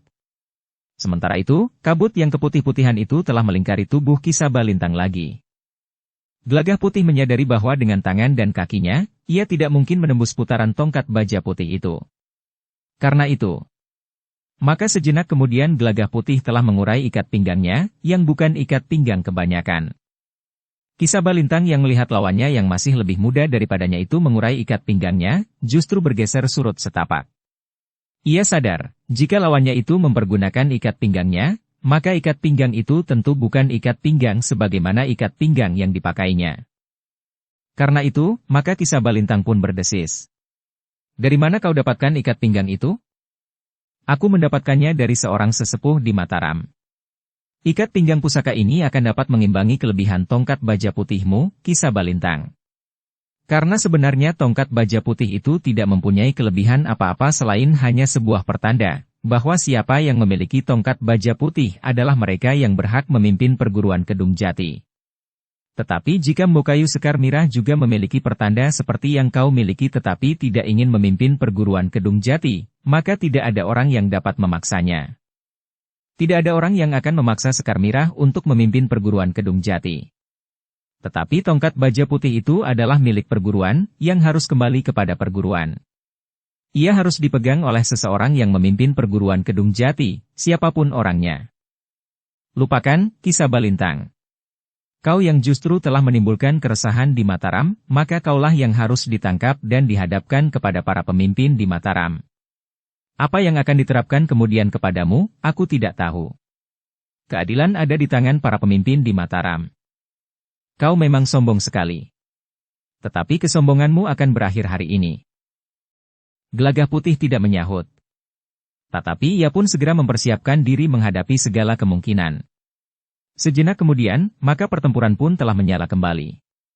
Dua orang yang berilmu tinggi dengan senjata mereka yang khusus. Namun Kisah Balintang memang harus mengakui bahwa ikat pinggang di tangan lawannya itu bukan ikat pinggang kebanyakan. Karena itu, maka Kisah Balintang pun harus menghadapinya dengan sangat berhati-hati. Tidak terlalu jauh dari Gelagah Putih, Rara Wulan masih bertempur melawan Gajah Modang. Raksasa yang memiliki tenaga yang kuat sekali. Beberapa kali serangan Rara Wulan berhasil mengenainya sehingga Gajah Modang itu terlempar jauh serta berguling beberapa kali. Namun ia pun segera bangkit kembali. Sejenak ia menyeringai kesakitan. Namun sejenak kemudian, seakan-akan rasa sakit itu telah hilang sama sekali. Dengan demikian, maka Rara Wulan harus mengerahkan tenaganya untuk menundukkan lawannya yang memiliki tenaga dan daya tahan yang besar sekali itu. Sementara itu, untuk membalas dendam bahwa Ki Citra Jati telah membuat telinganya cacat, Candik Sore masih harus mengerahkan segenap kemampuannya. Meskipun Candik Sore sudah bekerja keras selama beberapa tahun untuk meningkatkan ilmunya, namun ia tidak segera dapat mengatasi lawannya. Dalam pada itu, Kisah Balintang yang sempat pula menyimak apa yang terjadi di medan pertempuran, mulai menjadi bimbang. Seperti yang dikatakan oleh Gelagah Putih, murid-murid dari perguruan bercambuk itu seakan-akan telah mengamuk sejak Ki Widura terluka. Pertempuran itu ternyata telah bergeser. Siapapun yang mendesak dan siapapun yang terdesak, namun pertempuran itu semakin lama menjadi semakin dekat dengan pasar. Orang-orang yang berada di pasar, benar-benar telah menyingkir keluar. Beberapa orang yang memiliki keberanian untuk menonton pertempuran itu telah menjauh pula. Mereka tidak tahu, siapakah sebenarnya yang sedang bertempur itu. Siapa melawan siapa? Beberapa orang sempat berbisik di antara mereka. Ternyata yang disebut Kisah Balintang itu palsu. Lalu apa untungnya mereka memasukkan nama Kisah Balintang serta Nyi Lurah Agung Sedayu? Entahlah. Orang-orang yang menonton pertempuran itu hanya dapat melihat orang-orang yang bertempur tanpa mengerti apa yang telah terjadi sebenarnya di antara mereka. Ki Tunggak Petung yang semula meremehkan Nyi Citra Jati, ternyata harus mengakui bahwa perempuan tua itu berilmu tinggi. Beberapa kali Ki Tunggak Petung justru terlempar jatuh. Namun dengan tangkasnya Ki Tunggak Petung pun segera bangkit kembali. Ternyata jumlah yang lebih banyak tidak menjamin bahwa mereka akan segera mampu mengakhiri dan memenangkan pertempuran. Ternyata para pengikut Kisah Balintang telah membentur kekuatan yang besar meskipun jumlahnya lebih sedikit. Para cantrik yang marah pun telah menghentak-hentakan cambuk mereka. Serangan-serangan mereka datang bagaikan angin prahara. Setiap sentuhan diiringi dengan teriakan nyaring, keluhan atau umpatan-umpatan kasar. Tidak ada yang dapat kalian banggakan, Candik Allah, berkata Ki Citra Jati sambil meloncat menghindari serangan lawannya. Persetan kau, Citra Jati. Kau tidak akan dapat tetap berbangga dengan kemenanganmu beberapa tahun yang lalu. Hari ini kau akan melihat kenyataan, bahwa masa jayamu sudah menjadi semakin surut, dan bahkan akan berakhir di sini. Menyerahlah. Mungkin kau masih mempunyai kesempatan untuk menebus segala kesalahan yang pernah kau lakukan, Candik Allah. Tetapi jika aku membunuhmu sekarang, maka semua pintu sudah tertutup bagimu. Kau akan mati sebagai seorang yang berlumur lumpur yang kotor dan yang tidak akan dapat dibersihkan lagi. Yang akan mati sekarang adalah kau, Citra Jati. Ki Citra Jati tidak menjawab. Tetapi orang tua itu pun meningkatkan serangan-serangannya, sehingga Ki Candik sore itu pun harus berloncatan mundur mengambil jarak. Tidak ada gunanya, Citra Jati. Kau hanya berhasil menghentak sesaat. Tetapi sebentar kemudian, semuanya akan berhenti dan berakhir. Baru saja mulut Candik sore itu terkatup, kaki Ki Citra Jati yang menebas mendatar bersamaan dengan putaran tubuhnya telah menghantam dadanya, sehingga Ki Candik sore itu terpelanting dan jatuh berguling. Ketika dengan tangkasnya Ki Candik sore itu meloncat bangkit, maka Ki Citra Jati berdiri tegak dengan kaki renggang, sengaja menunggu lawannya itu mempersiapkan diri untuk bertempur kembali. Sudah aku katakan, Candik Ala. Kau tidak mempunyai kesempatan lagi. Ki Candik sore tidak menjawab lagi. Dengan sepenuh tenaga, Ki Candik sore menjulurkan kakinya ke arah dada lawannya. Namun Ki Citra Jati sudah siap menghadapinya. Karena itu, demikian kaki itu terjulur, maka dengan kedua tangannya Ki Citra Jati menebas kaki Ki Candik sore menyamping. Demikian kerasnya, sehingga Ki Candik sore itu terpelanting ke samping tanpa dapat mempertahankan keseimbangannya. Sekali lagi tubuh Ki Candik sore itu roboh. Namun sekali lagi Ki Candik sore itu meloncat bangkit. Namun dengan demikian, terasa punggungnya menjadi semakin sakit. Tetapi Ki Candik sore bertahan untuk tidak mengaduh lagi atau mengeluh kesakitan. Bahkan ia berusaha untuk menyembunyikan kesan, betapa punggungnya mulai terasa nyeri. Sementara itu, Tunggak Petung pun justru merasa semakin menemui kesulitan dengan kecepatan gerak Nyi Citra Jati. Perempuan itu benar-benar memiliki ilmu yang tinggi, sehingga setiap kali Tunggak Petung harus berloncatan mengambil jarak. Kesulitan yang dialami oleh kawan-kawannya itu sempat dilihat oleh Ki Sabalintang. Betapapun ia mengumpat-umpat di dalam hatinya, namun ia tidak dapat mengingkari kenyataan itu. Nama-nama mereka hanyalah semacam perut katak pohon yang dapat menggelembung itu, berkata Ki Sabalintang di dalam hatinya. Tetapi gelembung itu kosong. Hanya berisi udara yang tidak berarti apa-apa. Ki Sabalintang pun harus berpikir untuk mengatasinya. Cepat, tanpa ada kesempatan untuk mencari pertimbangan. Ki Sabalintang memang sempat terkejut ketika ia melihat Gajah Modang itu terlempar beberapa langkah surut, sehingga tubuhnya menghantam sebatang pohon. Gajah Modang itu pun kemudian terjatuh di tanah sambil menyeringai menahan sakit di tubuhnya. Bahkan ia tidak lagi dengan cepat meloncat bangkit. Tetapi Gajah Modang itu bangkit perlahan-lahan. Perempuan itu mulai merendahkannya, berkata Ki Sabalintang di dalam hatinya. Ia tidak mau memburu dan mempergunakan kesempatan baik itu untuk menghancurkan lawannya. Tetapi dengan sombong dibiarkannya Gajah Modang untuk dapat bangkit berdiri serta bersiap untuk bertempur kembali. Namun Rara Wulan pun yakin, bahwa seandainya kekuatan dan kemampuannya dapat dihimpunnya lagi, namun tentu tidak akan penuh sebagaimana sebelumnya. Karena itu, maka Rara Wulan pun membiarkan Gajah Modang itu menghirup udara dalam-dalam. Mengendapkannya di dalam dada kemudian dihempaskannya keluar sampai tuntas. Gajah Modang mengulanginya beberapa kali. Dibiarkannya Gajah Modang berdiri dan menarik satu kakinya ke belakang, sedikit merendah, kemudian mengangkat kedua tangannya serta menurunkannya perlahan-lahan di samping tubuhnya. Namun Rara Wulan itu termangu-mangu sejenak melihat sikap Gajah Modang. Beberapa saat kemudian, maka ia pun segera berdiri tegak. Mengangkat tangannya lurus ke depan dengan jari-jari tangan merapat. Kemudian menyilangkan dan membukanya perlahan-lahan. Tiba-tiba saja tubuh Gajah Modang itu menjadi segar kembali. Ketika ia meloncat mendekati Rara Wulan, maka tidak ada tanda-tanda bagian dalam tubuhnya terluka atau tulang belakangnya retak. Gajah Modang masih tetap seperti Gajah Modang sebelumnya. Rara Wulan pun segera mempersiapkan diri sebaik-baiknya. Ia ingin membuktikan, apakah Gajah Modang itu benar-benar telah menjadi pulih kembali. Karena itu, maka Rara Wulan pun segera meloncat menyerang. Seperti sebelumnya, gerak Rara Wulan cepat, cekatan seperti burung sikatan menyambar belalang. Namun sebenarnya lah bahwa Gajah Modang telah pulih kembali. Ia sudah mampu bergerak dengan kekuatan penuh. Serangan-serangannya membuat udara bergetar. Gila orang ini, geram Rara Wulan di dalam hatinya. Ilmu apakah yang telah membuatnya segera pulih kembali, meskipun tubuhnya telah diguncang oleh serangan yang keras? Tetapi Rara Wulan tidak sempat menduga-duga. Gajah Modang telah mulai dengan serangan-serangannya yang sangat berbahaya. Ki Sabalintang yang melihat Gajah Modang menjadi pulih kembali sempat tersenyum. Katanya, perempuan yang berperan sebagai Nyi Lurah Agung Sedayu itu akan mengalami nasib yang sangat buruk. Ia akan kehabisan tenaga. Kemudian Gajah Modang akan menangkapnya. Karena perempuan itu ditangkap dalam pertempuran, maka Gajah Modang berhak memilikinya. Selain itu, perempuan itu akan dapat menjadi taruhan. Sudah aku katakan. Cara itu tidak akan berhasil. Aku akan mencobanya. Mungkin Nyi Lurah Agung Sedayu mempunyai pikiran lain dengan pikiranmu. Kau masih lebih muda, sehingga kau masih dibayangi oleh mimpi-mimpimu sebagai seorang pahlawan. Mungkin Nyi Lurah Agung Sedayu lebih melihat kenyataan daripada harus mengorbankan seseorang, meskipun orang itu siap menjadi pahlawan. Kerjamu akan sia-sia.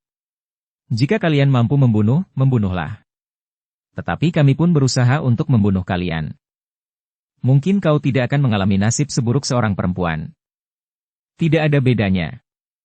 Batas akhir dari perjuangan ini adalah kematian. Tetapi jika kami berhasil, maka kamilah yang akan menebarkan kematian di antara kalian. Kisah Balintang tidak menjawab. Yang terdengar adalah suara tertawanya serta suara ayunan tongkatnya, seperti suara angin yang kencang yang bertiup di atas bulak panjang. Gelagah Putih pun segera berloncatan pula. Ikat pinggangnya adalah senjata yang jarang ada duanya. Karena itu maka betapapun juga serangan Kisah Balintang masih saja terus membentur pertahanan Gelagah Putih yang kokoh. Bahkan ikat pinggang itu kadang-kadang memaksa Kisah Balintang berloncatan surut.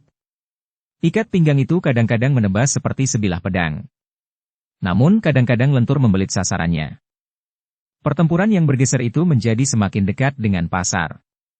Kedai-kedai di depan pasar itu sudah menutup pintunya, serta orang-orang yang ada di dalamnya telah meninggalkan kedai-kedai itu. Orang-orang yang menonton pertempuran itu pun sudah menjadi semakin jauh. Mereka berlindung di balik gubuk-gubuk di dalam pasar, atau sudut-sudut kedai yang berjajar di pinggir jalan depan pasar. Dalam pada itu, Rara Wulan yang bertempur melawan Gajah Modang pun telah menjadi semakin dekat dengan kedai yang sudah menutup pintunya itu. Ketika dengan sekuat tenaganya Rara Wulan bagaikan terbang sambil mengulurkan kakinya menghantam dada Gajah Modang, maka Gajah Modang pun telah terlempar menimpa dinding kedai yang ada di ujung. Ternyata demikian kerasnya tubuh Gajah Modang yang menimpa dinding itu, maka dinding itu pun telah terkoyak di sudutnya. Sepotong kayu tulang-tulang dinding itu menimpa tubuh Gajah Modang. Gajah Modang menyeringai kesakitan. Dengan susah payah ia berusaha menyingkirkan kayu yang menimpanya. Kemudian berusaha untuk bangkit berdiri sambil terbongkok-bongkok. Namun sejenak kemudian, Gajah Modang telah menarik satu kakinya ke belakang. Sedikit merendah pada lututnya, serta membuat gerakan-gerakan yang khusus, sehingga sejenak kemudian, tubuh Gajah Modang itu pun telah menjadi segar kembali. Gajah Modang itu seakan-akan sudah tidak lagi merasakan sakit di tubuhnya. Selangkah demi selangkah ia pun bergeser maju mendekati Rara Wulan sambil tertawa. Katanya, "Wajahmu menjadi merah. Tetapi kau justru menjadi bertambah cantik. Marilah, kita tuntaskan pertempuran ini. Sebentar lagi tenagamu sudah akan terkuras habis." Rara Wulan pun kemudian yakin, bahwa tenaga dalam serta daya tahan Gajah Modang itu sangat besar. Karena itu, maka dalam waktu yang pendek Gajah Modang sudah dapat mengesampingkan perasaan sakit dan nyeri tubuhnya. Semuanya dapat diatasinya dengan cepat, sehingga Gajah Modang itu telah menjadi segar kembali. Sebenarnya lah bahwa tenaga Rara Wulan pun seakan-akan telah terperas. Perempuan itu harus mengerahkan tenaganya. Setiap kali ia dapat melemparkan Gajah Modang itu dari arena, maka setiap kali Gajah Modang itu pun segera bersiap untuk meneruskan pertempuran.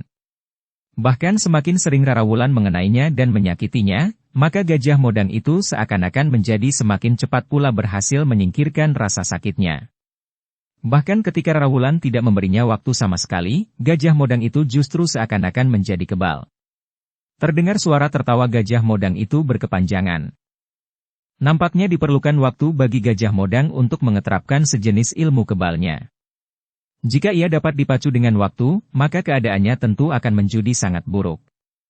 Tetapi Rara Wulan tidak menyadarinya sejak semula.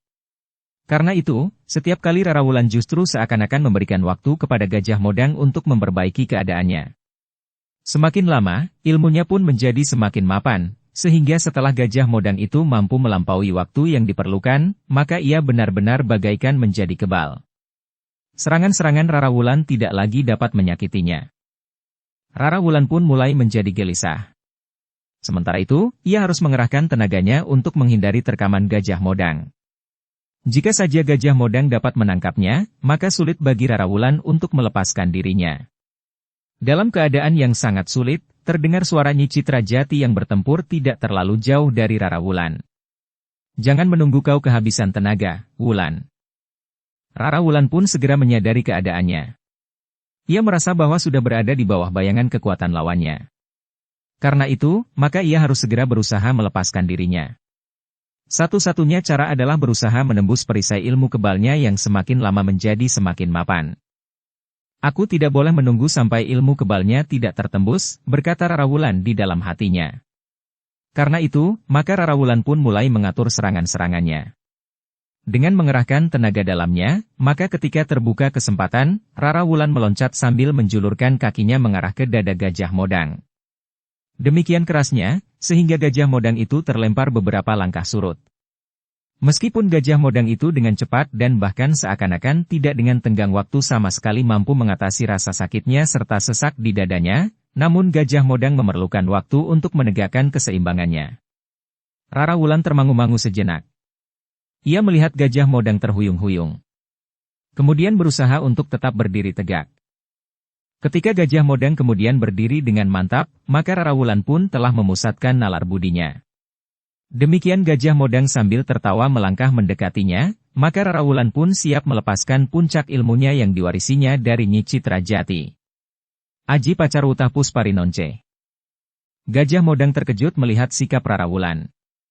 Namun ia terlambat untuk menanggapinya. Sejenak kemudian, kekuatan Aji Pacarwutah itu pun telah meluncur lurus mengarah ke dada Gajah Modang. Gajah Modang memang berusaha untuk menghindar. Tetapi terlambat.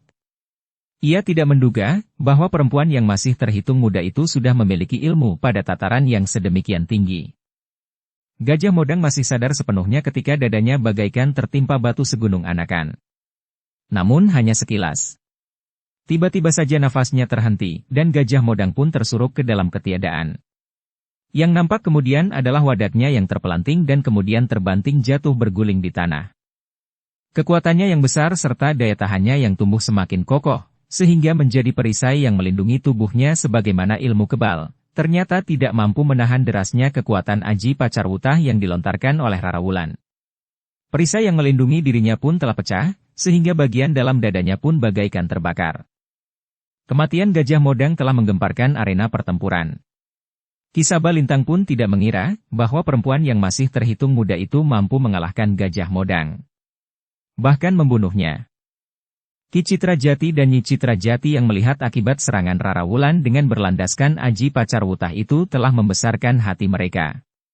Mereka bersyukur bahwa lewat Rara Wulan, ilmu itu akan dapat memberikan arti kepada banyak orang. Dalam pada itu, maka Gelagah Putih pun sempat berkata, "Nah, apalagi Ki Sabalintang? Persetan dengan gajah yang lapuk itu. Ia pantas mati. Kau akan berkata seperti itu pada setiap kematian. Terakhir kau pun akan berkata bahwa kau sendiri juga pantas mati." Kemarahan telah membakar jantung Ki Sabalintang. Sambil berteriak nyaring Ki Sabalintang itu memutar tongkat baja putihnya semakin cepat. Serangan-serangannya pun melanda Gelagah Putih seperti angin prahara. Tongkat baja putih itu sekali-sekali terjulur lurus menggapai dada di arah jantung. Namun ketika tongkat baja putih itu lepas dari sasaran, maka tongkat itu pun terayun ke arah kepala. Tetapi dengan tangkas pula Gelagah Putih menghindar atau menangkis dengan ikat pinggangnya. Namun yang tidak diketahui oleh Gelagah Putih serta sekelompok pendukungnya adalah teriakan nyaring Ki Sabalintang. Gelagah Putih semula mengira bahwa teriakan itu adalah teriakan kemarahan yang menghentak-hentak di dalam dada. Tetapi bagi para pengikut Ki Sabalintang, teriakan itu mempunyai arti yang lain. Ternyata Ki Sabalintang tidak dapat mengingkari kenyataan yang dihadapinya. Kematian dua orang berilmu tinggi di dalam kelompoknya, merupakan isyarat buruk baginya. Perempuan yang masih terhitung muda itu, serta orang yang berhasil membunuh Gerbalamatan, akan menjadi orang-orang yang sangat berbahaya bagi para pengikutnya, dan bahkan bahwa orang-orang berilmu tinggi yang telah bersedia bekerja bersamanya akan terancam pula. Mereka akan dapat bergabung dengan kawan-kawannya untuk menghentikan perlawanan kawan-kawan Ki Sabalintang yang berilmu tinggi. Tanpa mereka, kawan-kawannya telah menemui kesulitan menghadapi lawan-lawan mereka. Dalam pada itu beberapa saat setelah terdengar teriakan Kisah Balintang, maka arena pertempuran pun seakan-akan bergejolak. Seperti permukaan air yang tiba-tiba diguncang oleh arus pusaran yang dahsyat. Para pengikut Kisah Balintang berusaha mengacaukan medan dengan menyerang siapa saja tanpa memilih lawan. Bahkan Gelagah Putih, Rara Wulan, Ki Citra Jati, Nyi Citra Jati dan Ki Jayaraga juga mendapat serangan membabi buta. Para cantrik yang tiba-tiba ditinggalkan oleh lawan-lawan mereka memang agak menjadi bimbang menanggapi suasana yang tidak segera dimengerti itu. Mereka melihat para pengikut Kisah Balintang berlari-larian. Ada di antara mereka yang melontarkan pisau-pisau belati kecil ke arah orang-orang berilmu tinggi yang bertempur di pihak Gelagah Putih. Sejenak kemudian pertempuran memang menjadi kacau. Mereka menyerang sambil berlari-larian di sela-sela kedai yang berdiri berjajar di pinggir jalan. Gelagah Putih terlambat menyadari bahwa kesengajaan untuk menimbulkan gejolak di arena pertempuran itu adalah usaha para pengikut Kisah Balintang melindungi para pemimpin mereka. Mereka berusaha untuk memberikan peluang kepada para pemimpin mereka untuk melarikan diri. Saat-saat yang demikian itu adalah saat-saat para pengikut Kisah Balintang harus bersedia mengorbankan diri. Bahkan mengorbankan hidupnya untuk keselamatan para pemimpin mereka. Jika seorang pengikut Kisah Balintang tidak tanggap dan tidak melakukan sebagaimana yang harus mereka lakukan, maka mereka pun akhirnya akan mengalami kesulitan pula. Sebenarnya lah beberapa saat kemudian, ketika Gelagah Putih harus menghindari serangan-serangan dari beberapa pengikut Kisah Balintang yang tiba-tiba saja datang, Gelagah Putih telah kehilangan lawan yang sebenarnya. Ketika para cantrik berusaha untuk menghalau para pengikut Kisah Balintang itu, atau memaksa mereka bertempur melawan para cantrik itu, Kisah Balintang telah menyelinap ke balik sebuah sudut kedai di pinggir jalan itu. Gelagah Putih yang menyadari akan keadaan itu segera berusaha memburunya. Namun Gelagah Putih benar-benar telah terlambat. Pertempuran yang kacau itu masih saja terjadi. Sementara para pengikut Kisah Balintang dengan sengaja telah menghambatnya sejauh dapat mereka lakukan, tanpa menghiraukan keselamatan mereka sendiri. Namun ternyata yang terjadi tidak saja menghilangnya Kisah Balintang, tetapi Ki Wirasekti yang bertempur melawan Ki Jayaraga pun telah menghilang pula. Ki Wirasekti seakan-akan terhisap ke dalam kekisruhan di medan pertempuran itu, sehingga hilang di antara para pengikut Kisah Balintang yang lain. Demikian pula Nyi Citra Jati. Tungga petung itu bagaikan lenyap di dalam kabut yang berputaran. Yang tidak berhasil lolos adalah Ki Candik Sore. Tetapi Ki Candik Sore sendiri memang tidak berusaha untuk meninggalkan lawannya. Ketika para pengikut Kisah Balintang berputaran di sekitarnya, sebelum para cantrik menyusul mereka, ia justru berteriak. "Pergi! Jangan ganggu aku. Kesempatanku membalas dendam adalah hari ini. Mungkin aku tidak akan menemukan kesempatan seperti ini lagi." Para pengikut Kisah Balintang tidak dapat memaksanya. Justru Ki Citra Jatilah yang berkata kemudian, "Jika kau tidak lari, Candik Sore, maka lawanmu akan menjadi banyak sekali. Aku tidak akan gentar. Tetapi sebelumnya, aku ingin kau menghadapi aku sebagai seorang laki-laki. Sesudah kau mati, lakukan apa yang akan dilakukan oleh kawan-kawanmu. Mungkin mereka akan membunuhku beramai-ramai. Tetapi aku tidak akan ingkar dari kematian itu, setelah dendamku lunas. Bagaimana jika kau tidak dapat membunuhku, tetapi yang terjadi justru sebaliknya? Tidak apa-apa. Aku akan mati sebagai laki-laki." Ki Citra Jati mengangguk-angguk. Katanya sambil tersenyum. "Baiklah. Kita akan berhadapan sebagai laki-laki." "Bagus. Sejak semula aku memang yakin bahwa kau akan menerima tantanganku. Perang tanding." Dengan demikian, maka Ki Citra Jati dari Ki Candik Sore itu pun segera bersiap untuk menghadapi perang tanding. Pertempuran di antara mereka yang tidak akan diganggu oleh siapapun juga. Nyi Citra Jati yang kehilangan lawannya pun hanya dapat berdiri memperhatikan apa yang akan terjadi, tanpa dapat mencampurinya. Dalam pada itu, pertempuran pun semakin lama menjadi semakin menyusut. Sebagian dari para pengikut Kisah Balintang sempat melarikan diri. Namun sebagian yang lain tidak dapat lolos dari tangan para cantrik. Gelagah Putih, Rara Wulan dan Ki Jayaraga berusaha untuk dapat menemukan lawan-lawan mereka. Terutama Kisah Balintang. Namun agaknya Kisah Balintang telah menyusup ke padukuhan di sebelah pasar dan hilang di antara dinding-dinding halaman. Beberapa saat Gelagah Putih, Rara Wulan dan Ki Jairaga bersama beberapa orang cantrik masih berusaha. Namun Ki Sabalintang dan beberapa orang pengikutnya itu bagaikan hilang di telan bumi. Ketika Gelagah Putih, Rara Wulan dan Ki Jairaga yakin bahwa mereka tidak dapat menemukannya lagi, mereka pun telah kembali ke bekas arena pertempuran di depan pasar. Namun ternyata Gelagah Putih, Rara Wulan dan Ki Jairaga terkejut. Mereka masih melihat Ki Citra Jati bertempur.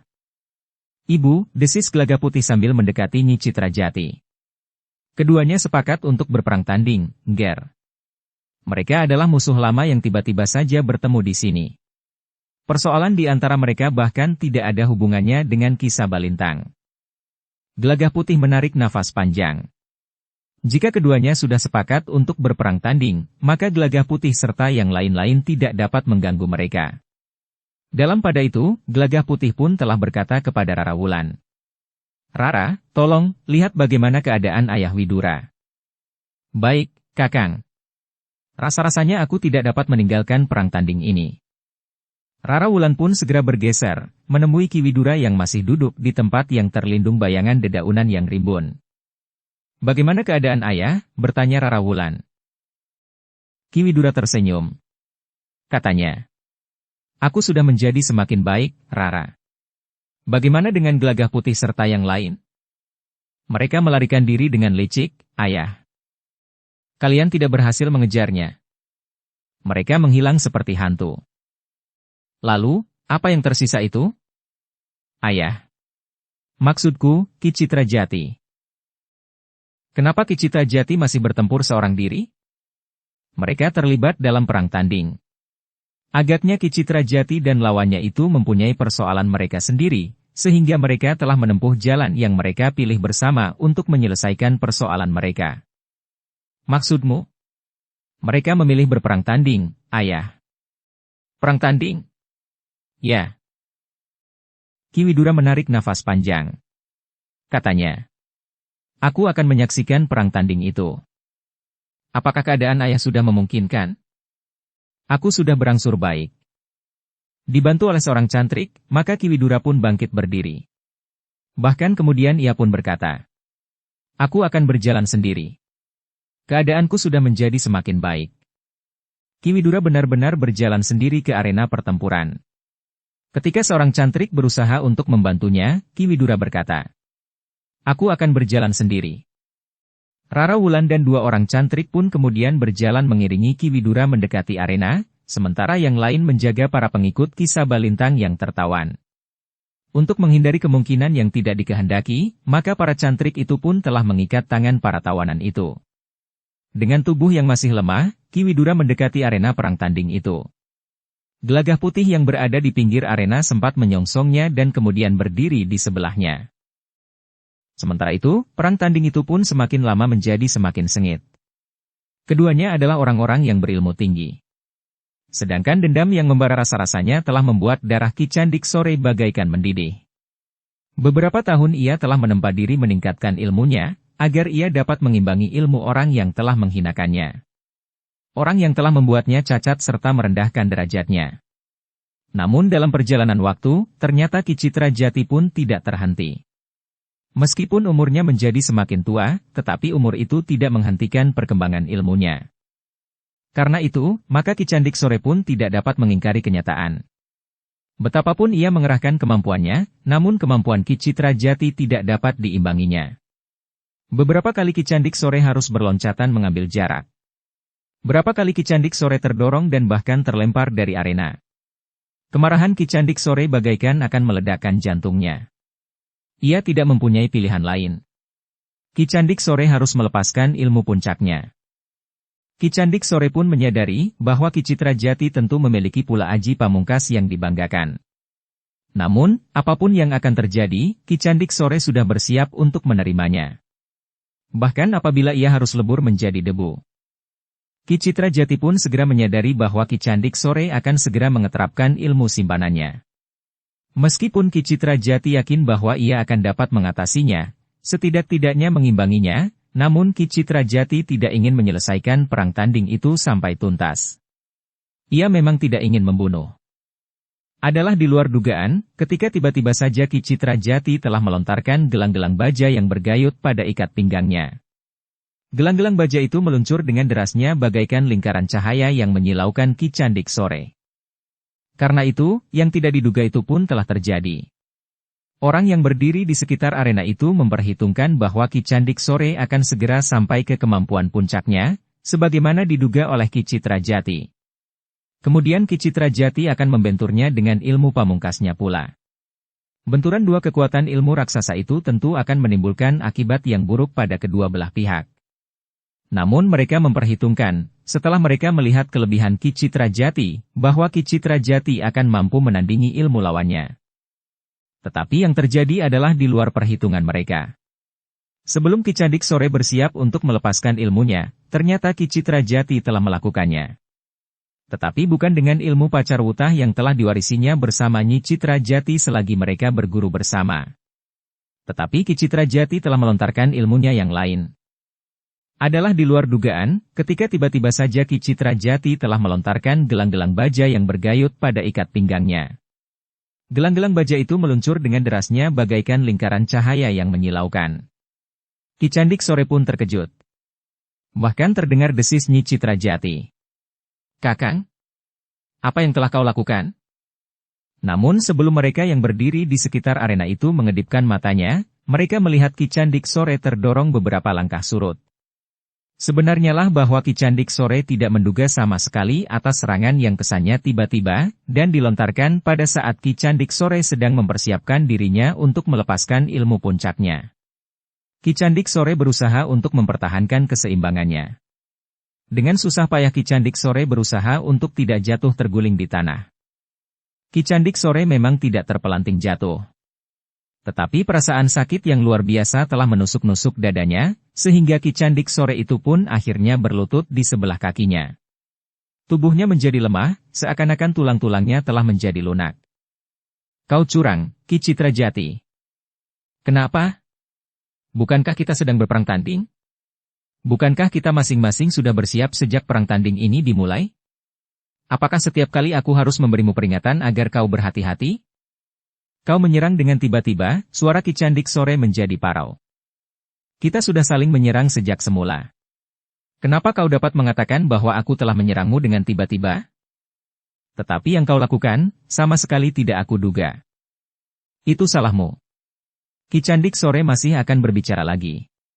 Tetapi tiba-tiba titik-titik darah nampak di sela-sela bibirnya. Bagian dalam dada Ki Candik Sore telah terluka.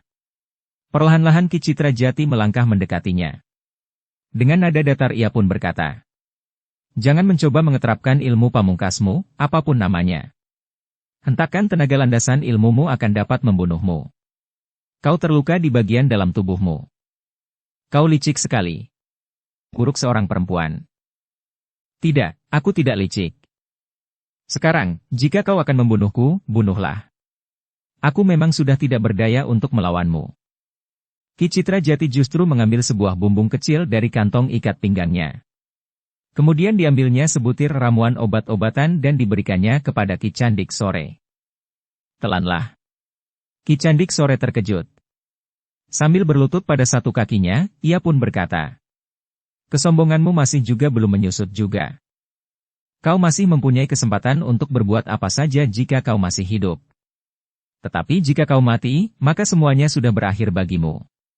Tetapi tidak bagiku. Setan kau, Citra Jati." Ki Citra Jati tidak menjawab. Namun Ki Candik Sore pun menerima sebutir obat itu dan kemudian menelannya. "Aku tidak peduli seandainya yang kau berikan ini racun," geram Ki Candik Sore. Ki Citra Jati mengerutkan dahinya. Dengan sungguh-sungguh ia pun berkata, "Jika aku ingin membunuhmu, aku dapat melakukannya dengan mudah. Aku tidak perlu mempergunakan racun itu. Kenapa tidak kau lakukan? Sudah aku katakan. Jika kau mati, maka segala-galanya sudah berakhir. Kau menganggap bahwa permainan kita masih ada kelanjutannya kelak. Terserah kepadamu." Ki Candik Sore termangu-mangu sejenak. Namun ia pun kemudian mencoba berdiri tegak. "Obat itu akan membantumu. Sekarang, pergilah. Tinggalkan tempat ini." Jadi kau benar-benar berharap bahwa kita akan dapat melanjutkan permainan kita? Sudah aku katakan. Segala sesuatunya terserah kepadamu. Baik, berkata Ki Candik Sore. Aku memerlukan waktu 1 tahun untuk dapat membuat ilmuku lebih tinggi dari ilmumu. Ki Citra Jati tidak menjawab. Dengan langkah gontai Ki Candik Sore pun meninggalkan arena pertempuran. Beberapa pasang mata memandanginya dengan jantung yang berdebar. Namun Ki Candik Sore itu berjalan saja dengan tanpa menghiraukan mereka. Kenapa kau pilih cara ini, Kakang? Bertanya Nyi Citra Jati kepada suaminya. Ki Citra Jati menarik napas panjang katanya. Sebenarnya aku merasa malu kepada Gelagah Putih, Rara Wulan dan Sanak Kadang yang berada di sini. Kenapa ayah? Bertanya Gelagah Putih. Aku adalah orang yang hanya mementingkan diri sendiri. Ketika semua orang berusaha untuk dapat menangkap Ki Sabalintang, maka aku hanya mengurusi diriku sendiri. Persoalanku sendiri, yang tidak ada hubungannya dengan tongkat baja putih Ki Sabalintang. Nampaknya Ki Sabalintang telah berhasil melarikan diri, sehingga Gelagah Putih gagal merampas tongkat baja putihnya dan membawanya ke Mataram. Tetapi ayah juga sudah melibatkan diri. Seandainya orang ini tidak berdiri berhadapan dengan ayah, mungkin ia akan dapat mengganggu keseimbangan pertempuran di arena ini. Tetapi aku menyesal bahwa aku tidak dapat membantu memburu Ki Sabalintang. Karena itu, maka aku akhiri saja perang tanding ini tidak sampai tuntas. Biarlah persoalannya aku selesaikan sendiri pada kesempatan lain, tanpa merampas perhatian serta mengganggu tugas yang lebih besar. Bukankah ayah sebenarnya dapat menuntaskan perang tanding ini? Bagaimanapun juga perang tanding itu sudah berlangsung, ayah, berkata Gelagah Putih. Ki Citra Jati menarik napas panjang. Sementara itu Nyi Citra Jati pun berkata, jadi Kakang sengaja menunda akhir dari perang tanding ini? Ya. Aku tidak mau menunggu Candik Sore mengeterapkan ilmu puncaknya. Aku mengerti, Ki Citra Jati, berkata Ki Jayaraga. Jika orang itu sempat mengeterapkan ilmu puncaknya, maka ia justru akan mati. Benturan antara ilmu puncak Ki Candik Sore dengan ilmu puncak Ki Citra Jati akan mengakhiri segala usaha Ki Candik Sore. Mungkin aku memang seorang yang sombong seperti dikatakan oleh Candik Sore. Aku merasa bahwa setidak-tidaknya aku mampu mengimbangi ilmu puncaknya. Namun jika ternyata ada selisih ilmu, salah seorang di antara kami akan mati. Ya. Ki Citra Jati tentu akan membunuh Ki Candik Sore. Ya. Dan Kakang tidak mau melakukannya pada saat seperti ini, sahut Nyi Citra Jati. Aku justru merasa bersalah. Jika saja aku dapat ikut menangkap Ki Sabalintang. Ayah, berkata Gelagah Putih. Kita tidak dapat menyalahkan diri sendiri. Ki Sabalintang memang memiliki kelebihan. Para pengikutnya demikian setia dan patuh menjalankan perintahnya, bahkan harus mengorbankan nyawanya sekalipun.